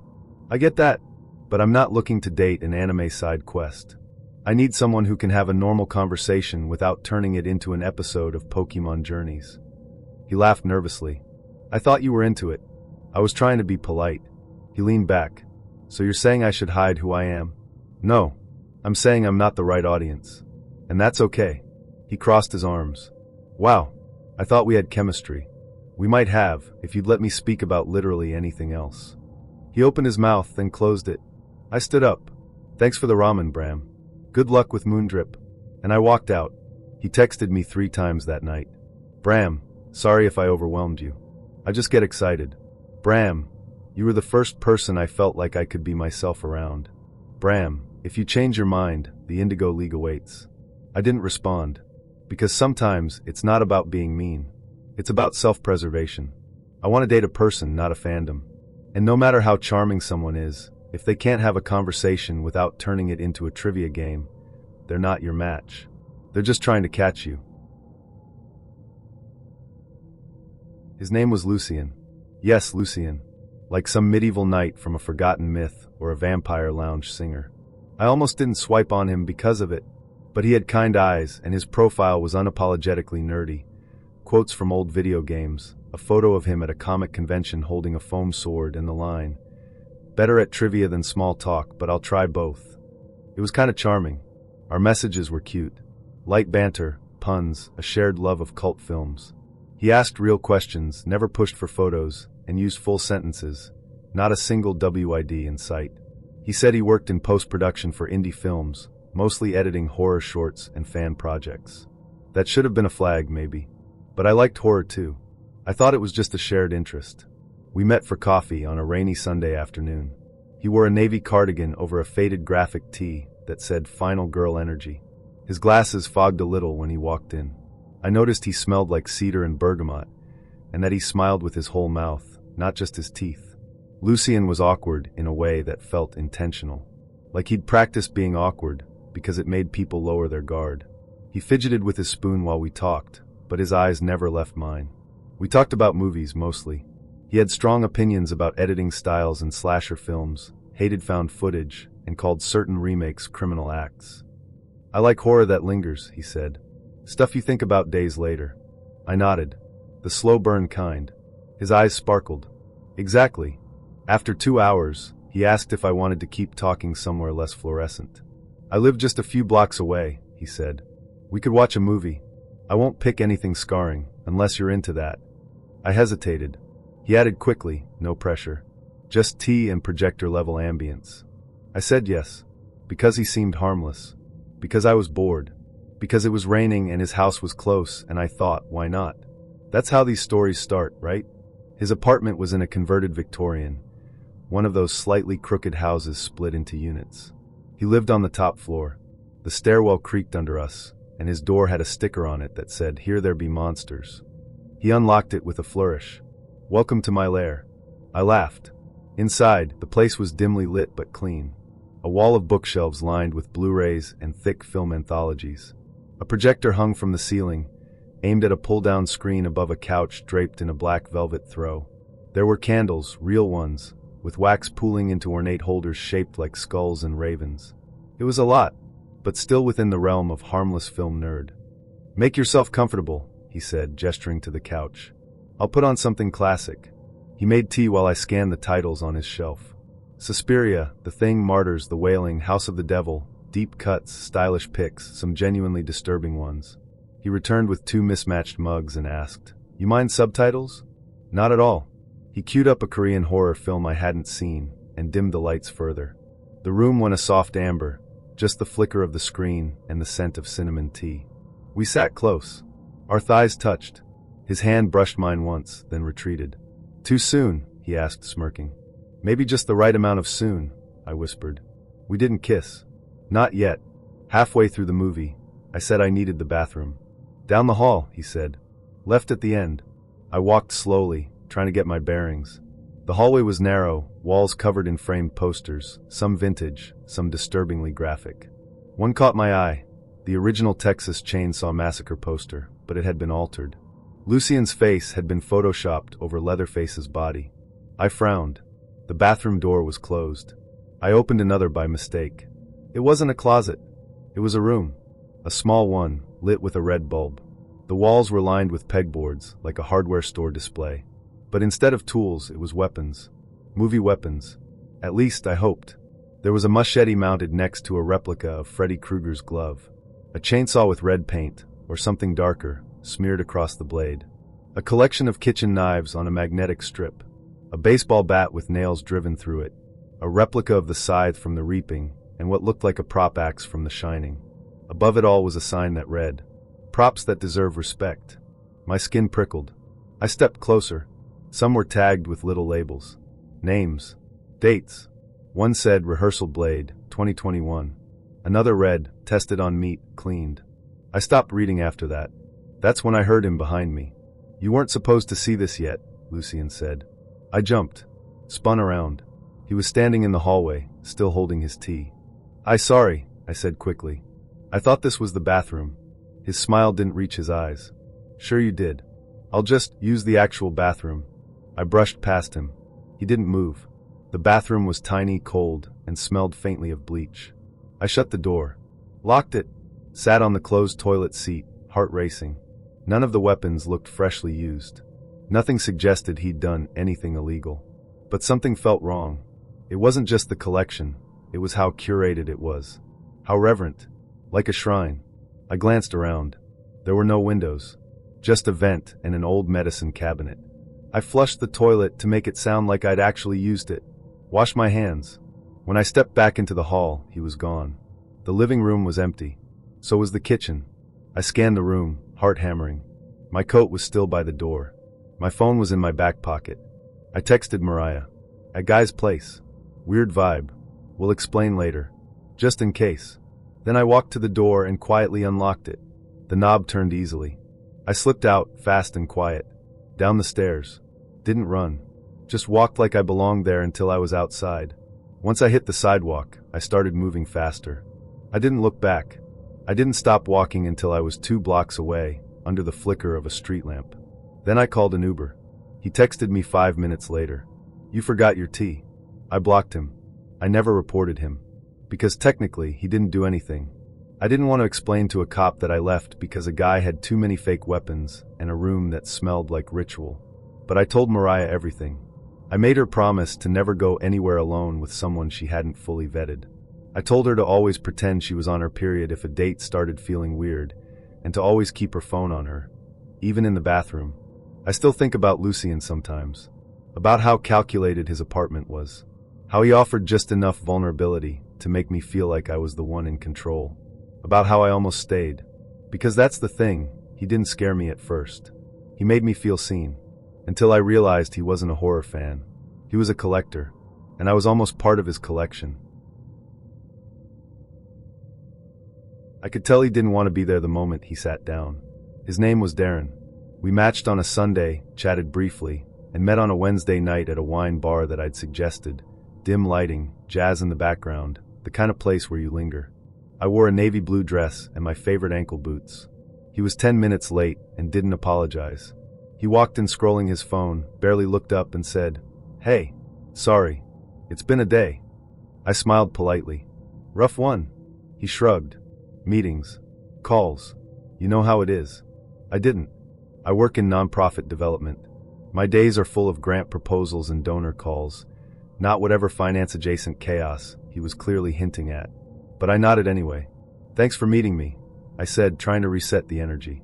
"Yeah, no problem," he replied, eyes flicking to his screen again. The waiter came by. I ordered a glass of Tempranillo. Darren waved vaguely at the menu and muttered, "Cab's fine." I tried to ask him questions. "So you're in business development?" "Sort of. Startup world." "Yeah. What kind of company?" He checked a notification. "Tech adjacent. Mostly consulting. A lot of moving pieces right now." "Sounds intense." He looked up, finally, for half a second. "It is. That's why I'm not really doing this dating thing much. But your profile seemed, I don't know, real." I blinked. "Thanks." He smiled, but it felt like a reflex. "No offense, but most people on these apps try way too hard. Your pictures weren't filtered. That's rare. I'll take that as a compliment." "You should." I I sipped my wine. He didn't touch his. He checked his phone again. This time, he actually typed something. I watched him do it, thumbs moving fast. He didn't even pretend to hide it. Sorry, he said. 1 second. Just need to confirm a thing.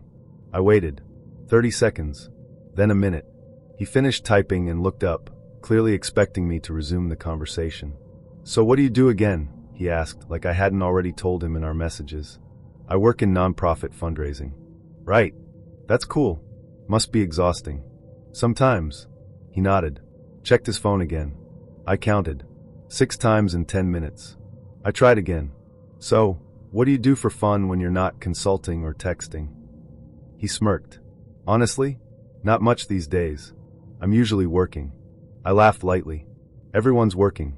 What about when you're not? He sighed, like I was asking too much. I like running. Podcasts. I don't know. I'm not really in a fun phase right now. Then why date? He looked at me finally. If you're in a phase where you're not really into fun, why bother dating? He didn't answer right away. Just swirled his wine, still untouched. Then, honestly, I've just been saying yes to things. Trying to be open. But I've got a thing at 9, so I can't stay too long. It was 7:18. I blinked. You have something else tonight? Yeah, just a thing with some people from work. Networking/drinks/whatever. I stared at him. You double booked a date and a work event? He shrugged. It's not a big deal. I figured this would be like quick. Vibe check, then move on. Move on to drinks with people you already know. He smiled like I was being unreasonable. Look, I'm busy. It's not personal. I set my glass down. It is actually. Personal, I mean. You invited me out. You agreed to spend time with me. And now you're clock watching. I didn't invite you. You asked me. It took me a second to respond. I laughed once. Not because it was funny, because I couldn't believe how casually he said it. Wow, I said. He held his hands up. I'm just being honest. No, you're being rude. He looked offended. Okay, hold on. No, I said, standing. Don't hold on. You clearly don't want to be here. So don't be. He blinked. Are you serious? Dead serious. I grabbed my purse. Look, he said, still seated. I'm just trying to be efficient with my time. That's all. This isn't a calendar block. It's a person. I'm a person. He rolled his eyes. Don't be dramatic. I leaned in slightly. Here's the thing, Darren. I've been on bad dates. I've been on boring dates. But I've never been on one where I felt like a time slot between 2 meetings. That's not efficiency. That's disrespect. You could have just said you weren't interested. I was. Until you showed me who you are. I walked out. He didn't follow. Didn't text. Didn't apologize. I called Mariah on the way home. Let me guess, she said after I told her the story. Finance bro who thought being emotionally unavailable was a personality? Worse, I said. He thought it was efficient. She laughed. Please tell me you didn't pay. I didn't even finish my wine. I went home, took off my dress, and lay on the couch in silence for a while. I wasn't sad. I wasn't even angry. I was just tired. Tired of men who show up halfway and expect you to be grateful. Tired of confusing busyness with value. Tired of being polite to people who mistake presence for effort. Darren wasn't the first guy to treat a date like a networking opportunity. But he'll be the last one I let do it without a response. Because I deserve to be someone's full attention, not their filler event. And if that makes me dramatic, so be it. My name is Priya, and I'm not someone who usually shares personal stories online. But here we go. This happened during my second year at Hollins University, just outside Roanoke, Virginia. It's a quiet campus, small, wrapped in trees and old brick buildings that always smell a little like rain. I just moved into a single dorm, a blessing after a tense first year with a roommate who left candle wax in all my mugs, and I was starting to settle into a rhythm. Classes, late-night ramen, study groups, and the occasional party if I felt brave enough. I've always been the kind of person who trusts too easily. I forgive too quickly. Maybe that's why what happened with Kaito still clings to me like smoke. We met on Tinder. I wasn't even looking for anything serious. I just wanted someone to talk to, maybe hang out with. Swipe, swipe, swipe, and there he was, Kaito. Japanese-American, lived in California, but was in Virginia visiting family. His profile was simple, looking for good conversation and better coffee. His photos showed him smiling in the sunlight, walking a dog, holding a guitar. He didn't seem like trouble. He messaged me first. "Hey, I'm only in town for a little while, but I'd love to meet someone cool before I head back." Normally, I'd hesitate, but I was lonely. I'd just ended a casual thing with someone who ghosted me after 3 weeks, and Kaido seemed gentle, thoughtful. We talked for days. About books, movies, music. He told me he played guitar in a band back home. I told him I was studying environmental science with a minor in creative writing. He said he liked that I had a serious brain and a soft heart. I melted a little. After a week, I invited him over. My dorm had a kitchenette and no roommate, and he seemed excited. "I've never been to Virginia before," he said. "It's beautiful here. You're beautiful here." I laughed. We made dinner together. Watched an old Studio Ghibli movie. One thing led to another, and he stayed the night. He stayed for the next 2 nights too. On the 3rd day, he said he had to fly back to California. I was sad but not surprised. We weren't serious. We hadn't even defined what we were. That's when things started to shift. A few days after he left, I casually texted him. Random question. "How do you feel about mint chocolate chip ice cream?" It was a joke. An inside thing from our first night together. His reply came instantly. "Wait, you smoke?" I blinked. "What? Mint? That usually means weed. I didn't realize you smoked." I laughed. "No, I meant ice cream." He didn't laugh. "Oh, because if you did smoke, we'd have a problem." I paused. "I mean, I do occasionally. Not often. It helps with my anxiety sometimes." His next message made my stomach twist. "Guess we're not compatible then." I stared at the screen. Was he joking? Kaido had told me he toured with a band. He'd joked about drinking too much whiskey once. This sudden judgment felt sharp and out of nowhere. I tried to explain. I told him it wasn't a big part of my life, that it didn't define me. I even said I was willing to talk about it, to understand his perspective. His response? "Don't bother." I cried. I'm not proud of it. I'd only known him a couple of weeks, but it felt like I'd been cut open and discarded for something that didn't even make sense. I called him a coward. Told him he was cruel. Then I blocked his number. That should have been the end. It wasn't. I invited my friend Naima over that night. We made popcorn and watched something dumb on Netflix. I needed the distraction. I needed not to be alone. And then, while Naima was asleep on my beanbag chair, my phone buzzed. A new number. "Hey, I'm sorry. I didn't mean that. I just wanted to see how you'd react." It was Kaido. I didn't reply. He called. And called again. And again. Naima stirred. "What's going on?" "It's him," I whispered, holding up my phone. "He won't stop." She sat up, wide awake now. "Block him." I did. "He's using a different number." "Then block that one too." I did. But 10 minutes later, another number. Another text. "Why are you ignoring me?" By morning, I had received messages from 5 different phone numbers. All the same tone. Apologetic. Then angry. Then desperate. Then sweet. A carousel of emotions I hadn't signed up for. Naima took my phone and helped me block every number. She also helped me lock down my social media, tighten my Instagram privacy, turned off location on Snapchat, even made sure my Facebook wasn't searchable. I thought that was the end of it. It wasn't. The next night, we went to a small house party just off campus. Naima and I stuck together. I told her everything. The texts, the calls, how quickly he'd turned from charming to possessive. She was furious.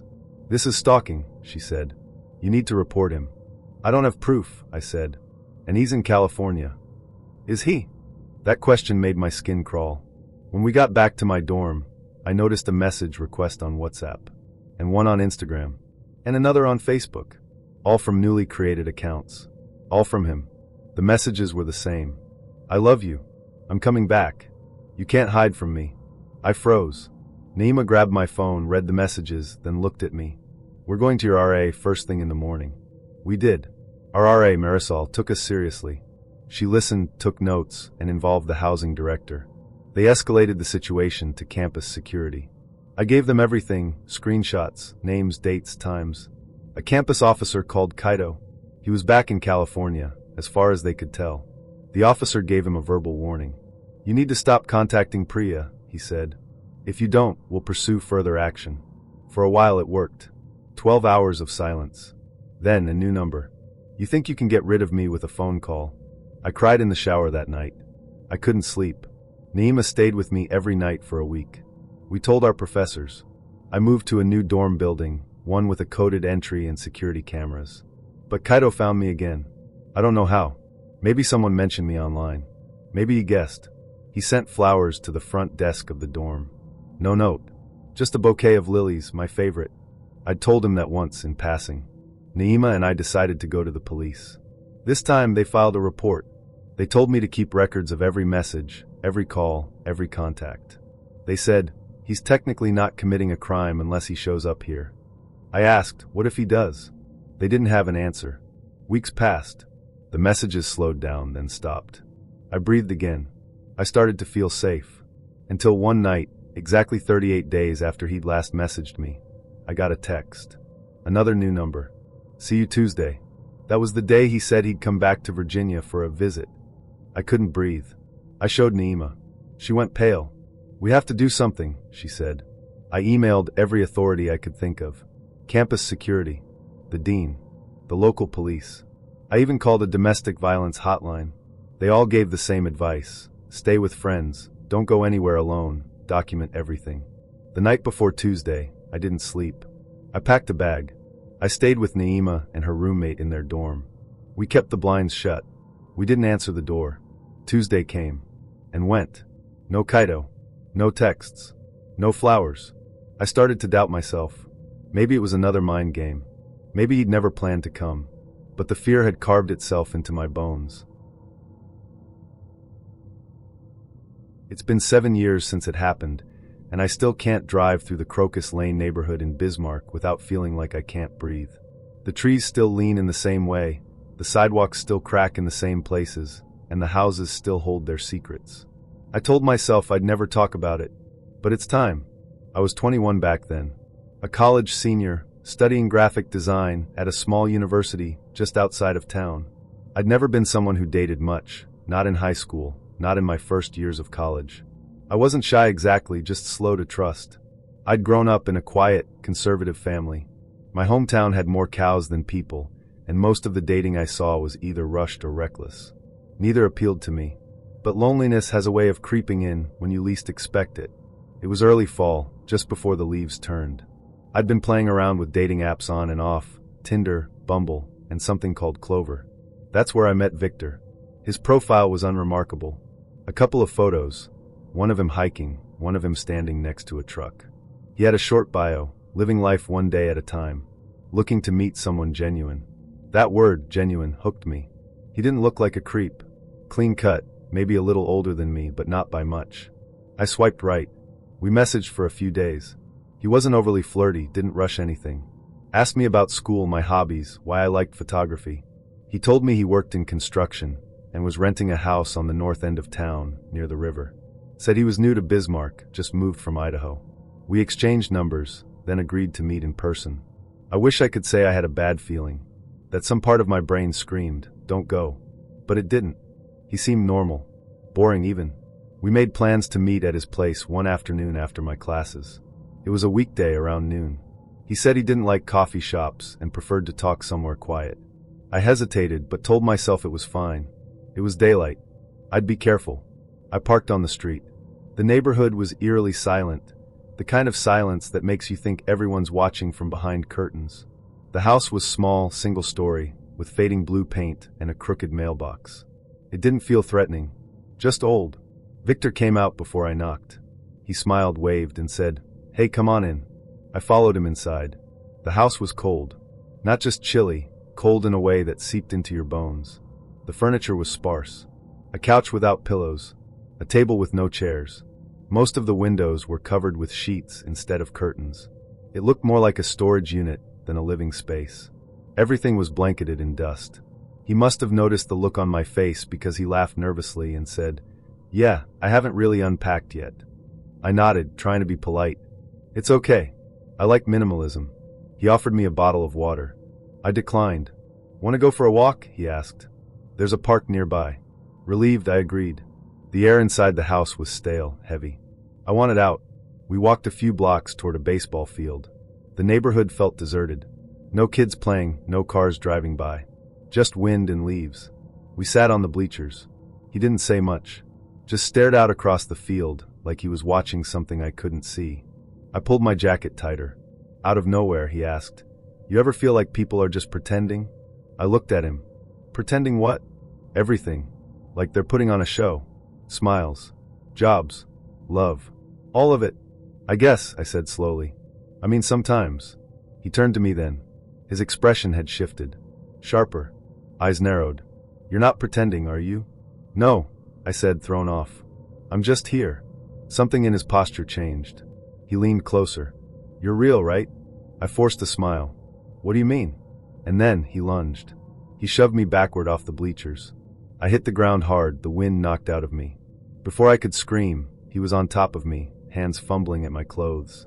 I kicked, punched, scratched, but he was stronger. I remember thinking, this is it. This is how it ends.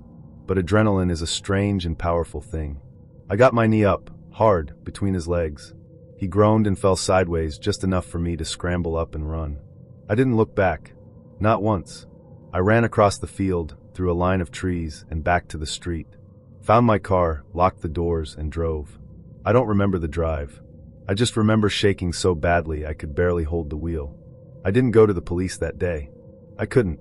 I went home, got in the shower fully clothed, and cried until the water ran cold. It took me a week to tell anyone. When I finally told my roommate, she gasped. "Leanne, you have to report this." I tried. I did. I called the non-emergency line, explained what happened. The dispatcher transferred me to an officer who asked me if I had any proof. I told him I had messages, a first name, a phone number. He sighed. "You didn't know his last name?" "No." "Did he actually assault you?" I paused. "He tried, but didn't succeed?" "No." There was a long silence. "I'm sorry, ma'am. Without more information, there's not much we can do." I hung up. And then, like something out of a horror movie, I went back. I don't know why.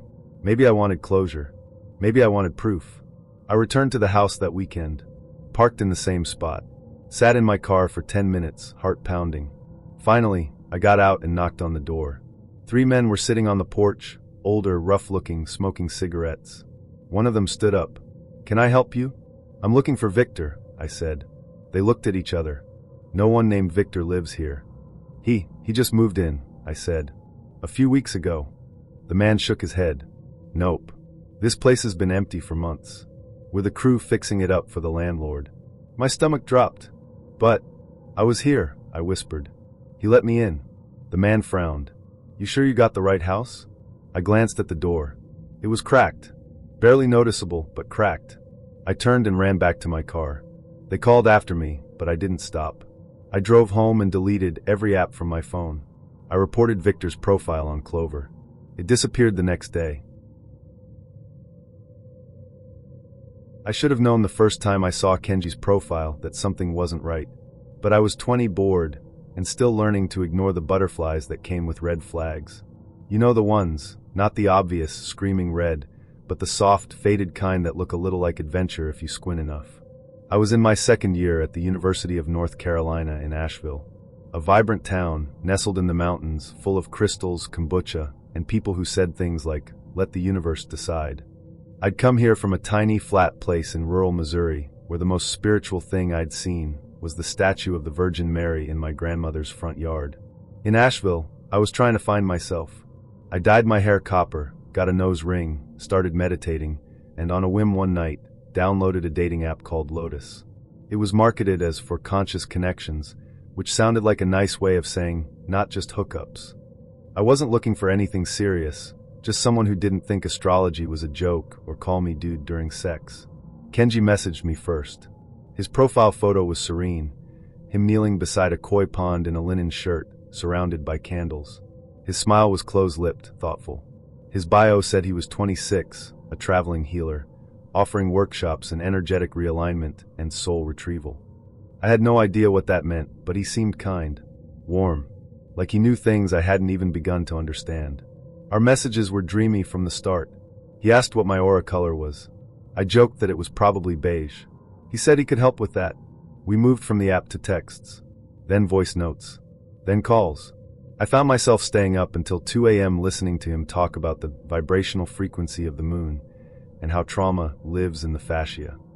I didn't understand most of it, but his voice was like honey and ash. I was enchanted. He said he was only in Asheville for a few weeks, staying at a friend's place while planning a retreat in Costa Rica. "We should meet," he said. "You feel aligned." God, I wanted to be aligned. I invited him to the coffee house where I worked part-time. He showed up right at opening, wearing loose white pants and no shoes. No shoes. In public. He ordered ginger tea and tipped me $20 for a $3 cup. "I don't believe in paper limits," he said, nodding toward the tip jar. "Abundance flows to those who welcome it." He stayed for hours. We talked between customers. He asked about my family, my dreams, my biggest fear. Looking back, I realize I didn't ask much about him. He was a master at flipping conversations around, turning every answer I gave into something about presence or manifesting wholeness. He made me feel seen. We went on 2 more dates, if you could call them that. We meditated together in a field. He read my energy using a pendulum. We kissed under a weeping willow tree in the botanical gardens, his hands always gentle, never forceful. Then he invited me to a gathering. "It's a women's circle," he said. "But I think you're ready. Mairead will be there. She's the one who guides me." I hesitated. He leaned forward, took my hands, and said, "Don't you want to meet someone who can help you shed the parts of yourself that aren't truly yours?" I nodded. The gathering took place in a large house tucked away in the hills outside Asheville. I drove up a winding gravel road, surrounded by trees and fog. The house was cedar-sided, with wind chimes hanging from every corner. The door was open. Inside, it smelled like sandalwood and something vaguely metallic. Mairead greeted me in a flowing red robe. She was older, maybe 50, with piercing gray eyes and thick, silver-streaked hair. She kissed both my cheeks and said, "You've arrived." There were 5 other women already seated in a circle on the floor, all in various stages of undress. Some wore slips. One was topless. No one seemed uncomfortable. I sat down, heart pounding. Mairead lit a candle and began chanting in a language I didn't recognize. Kenji stood behind her, silent, watching me. The ceremony began. We were asked to share our fears, our shadows. I spoke about my people-pleasing, my anxiety, how I felt like I was always trying to be who others wanted me to be. Mairead nodded. "That's your wound. We can help you heal it." Then came the cleansing.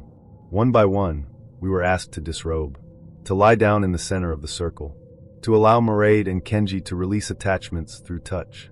The other women went first. They didn't flinch when Kenji placed his hands on their stomachs, their thighs, sometimes between their legs. I was frozen. When it was my turn, I stood up and shook my head. "I'm not ready," I said, voice cracking. Mairead frowned. "Your resistance is your ego. Don't let it win." I don't want to." Kenji stepped forward. "Saffron, this is part of your healing." I looked around. The other women were watching me. Some with pity. Some with blank expressions. I backed away. "I need to go." "You'll regret this," Mairead said, her voice suddenly sharp. "You're choosing pain." Kenji didn't move. I ran. I didn't even grab my shoes. I got in my car and drove barefoot back to my dorm. My feet were shaking. My phone buzzed nonstop. "Kenji, you're breaking your path." "Kenji, Mairead says you're cursed now." "Kenji, come back. We'll forgive you." "Kenji, I saw your fear. You're not ready for truth." "Kenji, you'll never be whole without us." I blocked him. I blocked the women I'd met that night. Then I went to the police. They didn't take it seriously at first. "Did anyone touch you without consent?" they asked. "No," I said. "But they groomed me. They tried to lure me." I showed them the messages. I told them about the secluded house, about Mairead, about the cleansing ritual. They finally opened a report. A few weeks later, I got a call. The house was empty.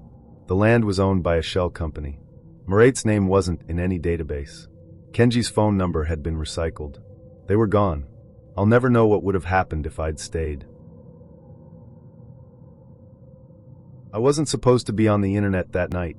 It was the summer of 1998, and I was 16, holed up in my room in Indianapolis with the slow whir of a box fan and the dial-up modem screeching like it was possessed.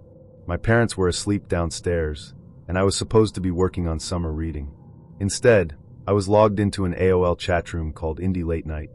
Back then, the internet still felt like a dream you could walk through. Everyone was anonymous. Everyone had a weird screen name. Mine was Derail17. I thought it was cool. I'd been chatting for a couple hours when I got a private message. Lunadream_9. "I like your vibe. You seem different." Her profile said she was 17, lived in Bloomington, and liked books, storms, and secret games. Her profile pic was a grainy webcam shot, just her eyes and the edge of a smile. It was blurry, but she looked pretty. Soft, pale skin, dark bangs. I replied, "Of course I did." We hit it off fast. She was smart, funny, kind of intense. The kind of girl who'd quote Poe one moment and ask if I'd ever kissed someone in the rain the next. I was hooked. She asked me what I looked like. I said tall, skinny, brown hair, awkward smile. She said she liked awkward. She said awkward was honest. Then she asked a question that made me pause. Lunadream_9. Do you like games, Darren? I didn't know what she meant. She clarified. Lunadream_9. The kind where someone gives the rules and the other person just follows. I thought it was a joke. I played along. Said something stupid like, sure, as long as I don't have to eat mayonnaise. She sent a smiley face, then said, Lunadream_9. What if I told you I was playing a game right now? I asked what kind.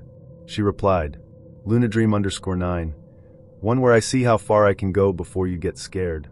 I laughed. Nervously. She didn't. Then she asked, Lunadream_9. Ever done anything private on cam? I hadn't. I didn't even have a webcam. But I said, maybe. She said she had one. Asked if I wanted to see her. I said yes before I even thought twice. She sent me a link to a private video chat room. The screen loaded slow. My heart was pounding. When the video finally came on, she was sitting in a dark room lit by candles. Her face was partially hidden behind her hair. She wore a thin tank top with spaghetti straps and a choker. Something about the way she looked into the camera made me forget how to breathe. She leaned closer and said, "You're cute." I didn't know what to say. Then she said, "But it's not just me here." My stomach dropped. A man stepped into frame. He was older, maybe in his 20s. Shaved head, wearing a black hoodie. He didn't speak. He stood behind her and placed a hand on her shoulder. She didn't flinch. She smiled. "I told you," she said. "It's a game." I froze. The man leaned down and whispered something in her ear. She nodded. Then she said, "He wants to talk to you." I closed the window, logged off the site. My hands were shaking. A minute later, she messaged me again. Lunadream_9. Why'd you leave? It was just getting fun. I didn't reply. She kept messaging. Lunadream_9. He said you looked scared. Lunadream_9. Scared is cute. Lunadream_9. Don't you want to meet us? I blocked her. I logged off. I sat there for a long time, staring at my reflection in the monitor, heart hammering against my ribs. I didn't know what had just happened, but it didn't feel like a joke anymore. The next night, I got an email. No subject line, just a message. "You look good in that red shirt." I had worn a red shirt that night. Nothing on my profile had a photo. I hadn't told anyone where I lived. I didn't sleep. I unplugged the modem. Asked my parents if I could move the computer into the living room. Told them I felt weird being online in my room. They didn't ask questions. For 2 weeks, nothing happened. Then I got another email. This time with a photo attached. It was blurry, taken through a window. Of me, sitting at the kitchen table, eating cereal, alone. I told my dad. He freaked out, called the police. We filed a report. The cops said they'd look into it, but this was 1998. There was no way to trace an anonymous email from a Yahoo account. No IP tracking. No digital footprints. No way to explain why a 16-year-old boy was being watched by someone he met on a chat room. I deleted everything. The account. The messages. My screen name. I didn't go back online for months. But I never forgot her. Lunadream_9. Sometimes I wonder if she was real at all. Or if she was just bait. A mask. A trap. Whatever she was, she taught me something I'll never forget. When someone says, "It's just a game," ask who's watching. I used to think I was good at spotting creeps. I worked in a bar off 6th Avenue in Tacoma, and after 2 years of serving drinks to slurring regulars and frat boys who thought "smile more" was a compliment, I figured I had a decent radar. But nothing I saw behind that bar prepared me for Felix. We matched on Tinder in early spring, when everything still felt gray and wet, and the idea of dating again didn't seem like a mistake yet. I'd been single for about 6 months after ending a situationship with someone who thought texting, "you up," counted as affection. I wasn't looking for love, just someone to flirt with, maybe grab a drink, maybe kiss in a parked car while pretending it was still high school. Felix's profile was simple. No shirtless gym selfies. No fishing photos. Just a clean-cut guy in his late 20s, leaning against a car wearing a navy peacoat. His smile was crooked but charming. His bio said, quiet, intentional, curious. I like long drives and bad horror movies. I messaged him first. He responded within minutes. We talked for a few days. He was articulate, funny in a dry, almost academic way, a little shy but attentive. He asked good questions about my work, my art, my tattoos. He said he liked women who knew what they wanted. I told him I wanted a night out that didn't feel like babysitting. He offered to pick me up. I hesitated. Just drinks, he said. Nothing weird. I promise. I gave him my address, and I wished to God I hadn't. He texted around 7 p.m. Outside, smiley face. I looked through the curtain. A black sedan was parked across the street, engine running. The windows were tinted, but I could see someone in the driver's seat. I grabbed my bag, texted my roommate, and headed out. But when I opened the car door, something felt off. The man behind the wheel wasn't Felix. He was older, late 40s maybe, thick hands gripping the steering wheel, wearing a dark hoodie and a ball cap pulled low. I stepped back. Sorry, I think I got the wrong car. He smiled. No, you didn't. Felix sent me. My stomach went cold. I'm his dad, the man said, like that made it normal. Why would his dad be picking me up? He got called into work. I'm just giving you a ride. I didn't move. Come on, he said. Don't be rude. I slammed the door shut and backed away. He peeled off without another word. I ran inside and locked the door. I texted Felix. Me? What the hell? Felix, what? Me. Your dad just tried to pick me up? Felix. Oh, he was just helping. Me. That's not okay. That's creepy as hell. Felix, you didn't have to be mean about it. Felix, he's a good guy. Just nervous. Felix, he really wanted to meet you. I blocked him. Told myself it was over. But that wasn't the end. Not even close. The next night, I worked a closing shift at the bar. Got out around 2 a.m. It was cold, misty. I called a cab since my car was in the shop. A few minutes later, a black sedan pulled up. Same make. Same color. Same car. I stood under the awning staring at it. The back passenger window rolled down. And there he was. The same man. Felix's dad.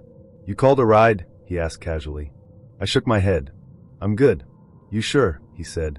It's late. Dangerous to be alone. I stepped back toward the bar door and knocked until my co-worker let me inside. I didn't even explain. Just said, that guy's following me. We called the police. By the time they arrived, the car was gone. Again, I filed a report. Gave them the messages. The description of the car. The man's face. They told me to stay somewhere else for a few days. Maybe crash with a friend. I stayed with my sister in Gig Harbor and didn't go home for a week. I kept expecting the texts to stop. But then they started again. This time from a different number. Unknown. I'm sorry about the car thing. Unknown. He just wanted to protect you. Unknown. You're special. We both saw that. Unknown. You look beautiful in that red coat. Unknown. I'll try again. You'll say yes this time. I called the number. It rang once, then went to voicemail. The recording was just breathing. I changed my number. I moved apartments. I deleted Tinder. I thought that would be enough. But a month later, a letter showed up at my new place. No return address. Inside was a photo. It was me, taken from behind as I walked into my new building. And on the back, in messy handwriting, you looked lost. I can help you get home. I moved again. This time out of state. I didn't tell anyone where. I met Theo on a warm September evening, right after my 22nd birthday. Santa Fe was still holding on to summer, golden light spilling over the rooftops, monsoon clouds humming at the edges of the sky. I'd been living there for less than a year, a recent transfer student at the Southwest College of Art. I was trying to start over, let go of the mistakes I'd made back in Phoenix. Tinder felt like an easy distraction, a way to meet someone without having to explain who I used to be. We talked for hours after I swiped. He had a dry sense of humor, bordering on cynical. He said he played synth and bass, mostly experimental stuff. He asked about my art. I told him I liked painting bodies in unnatural colors, lavender skin, green mouths, bleeding gold. He said he wanted to see them. That's rare, I said. What is? A guy who wants to see my paintings before my body. He replied, Who says I don't want both? I laughed, flirted back. It felt like we were circling something electric. After a few days of texting, he asked to meet. Come to my place, he said. I've got a studio in my garage. I'll play you a song I wrote. Then I'll make you tea. We can sit on the floor like teenagers and talk about everything we're scared of. I hesitated. Or, he said, we can meet at a coffee shop and have an awkward first date under fluorescent lights. I chose the studio. I was curious, and a little reckless.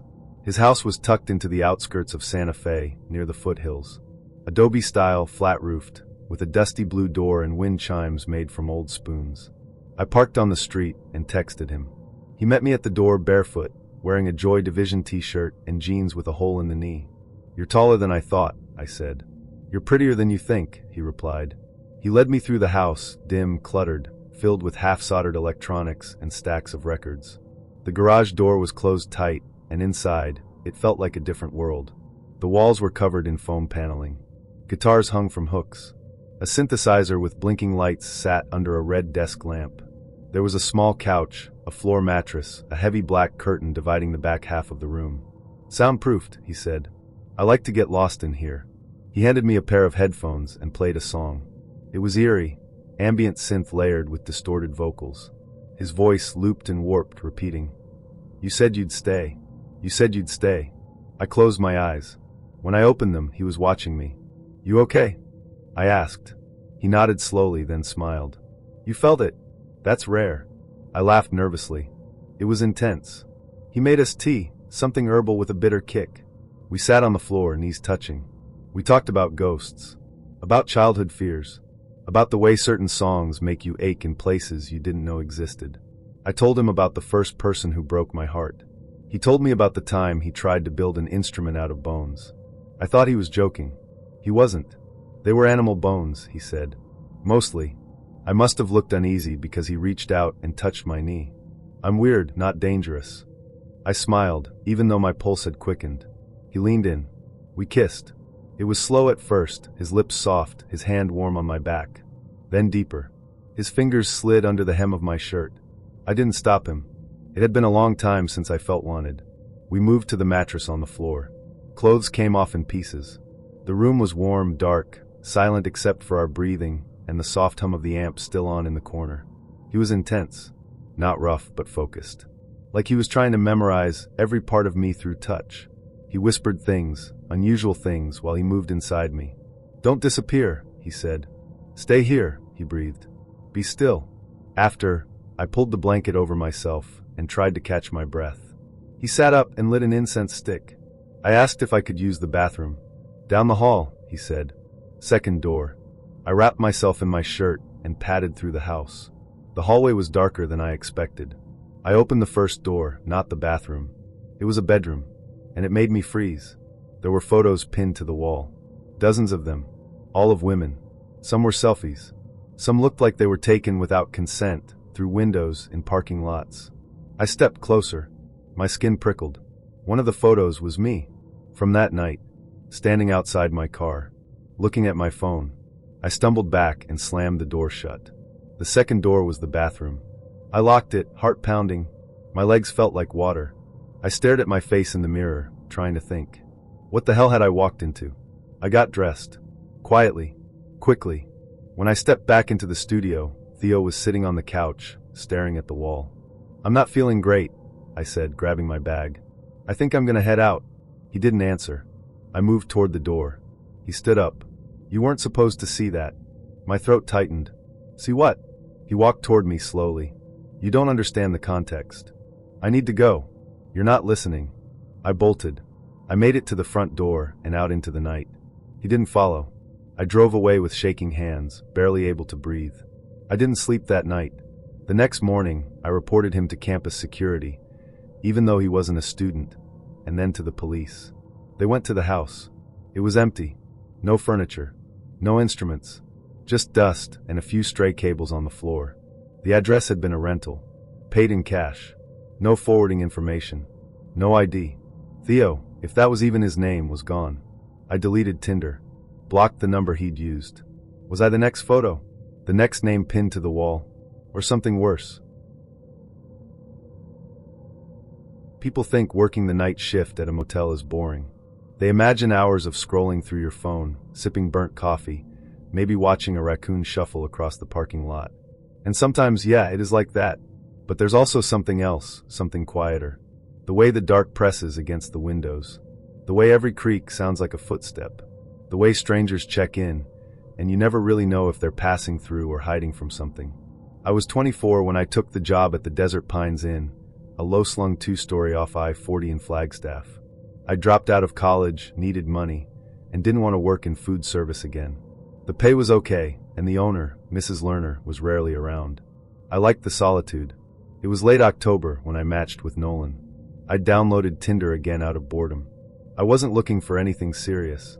Just someone to flirt with. Maybe trade some banter. Maybe more if I was feeling brave. Nolan's profile wasn't flashy. Just him in a denim jacket, standing next to a motorcycle. Buzzed hair, sharp jawline, dark eyes. Not here to play games, his bio read. Just want real talk and real touch. We matched at 1:12 a.m. I was behind the front desk, legs curled under me, watching the security camera feed on mute. Most of the guests were asleep. Room 9 had just checked in, a couple passing through on their way to Albuquerque. Nolan messaged first. "Nolan, you up?" I laughed softly. "Classic." "Me. I'm literally at work." "Nolan, what do you do?" "Me. Night clerk. Motel." "Nolan, sounds hot." "Me. It's mostly boredom and stale coffee." "Nolan, where?" I paused. Normally I wouldn't say. But something about his tone, casual, disarming, made my guard slip. "Me, Desert Pines. You probably haven't heard of it," he replied with a smiley face. Then, "Nolan, I know it. Stayed there once. Room 12. I blinked at the screen. That was a little weird. "Me, did you like it?" "Nolan, loved it. Especially the night clerk." I froze. I hadn't been working here long, maybe 2 months. I didn't remember him. But something about the way he said it made my stomach tighten. Still, I kept chatting. Maybe I was lonely. Maybe I was reckless. He asked what I was wearing. I described it honestly, oversized hoodie, leggings, fuzzy socks. He said he liked that. Said it made me sound soft and real. He asked if I was alone. I told him yes. He said, "I'd keep you company." I didn't respond. A few minutes later, a car pulled into the lot. Black SUV. No plates. My heart kicked up. I watched on the camera as the driver parked near room 12. The man inside didn't get out. He just sat there. Headlights off. I messaged Nolan. "Me. Is that you in the SUV?" No reply. I waited. The man in the car didn't move. Not for 2 minutes. Not for 5. I stood up and peeked through the blinds. The SUV was still there. The front windshield looked like a black mirror. Then my phone buzzed. "Nolan, you have nice eyes." I stepped away from the window. "Me, where are you?" "Nolan, close." The SUV door opened. A man stepped out, tall, buzzed hair, denim jacket. He walked toward the office. I locked the door. He knocked, 3 sharp raps. I didn't answer. He knocked again. Then he smiled, pressed a piece of paper to the glass. It said, "Room 12. Let's talk." I called the police. By the time they showed up, he was gone. SUV vanished. No trace. They took my statement, drove a loop around the area, and told me to be careful. "Probably just someone messing with you," one of the officers said. "But keep the door locked." I didn't sleep. The next night, I didn't open Tinder. But at 2:04 a.m., I got a text. "Unknown. Didn't mean to scare you. You looked lonely." I blocked the number. I didn't tell Mrs. Lerner. I didn't want to lose the job. A few days passed. Then Nolan checked in. Not under his name. I wouldn't have known if I hadn't recognized him immediately. He walked in around midnight, sunglasses on, even though it was dark. Said his name was Eli. Paid in cash. Asked for a room away from the road. I gave him room 7, hands shaking. He looked at my name tag. "Ivy," he said.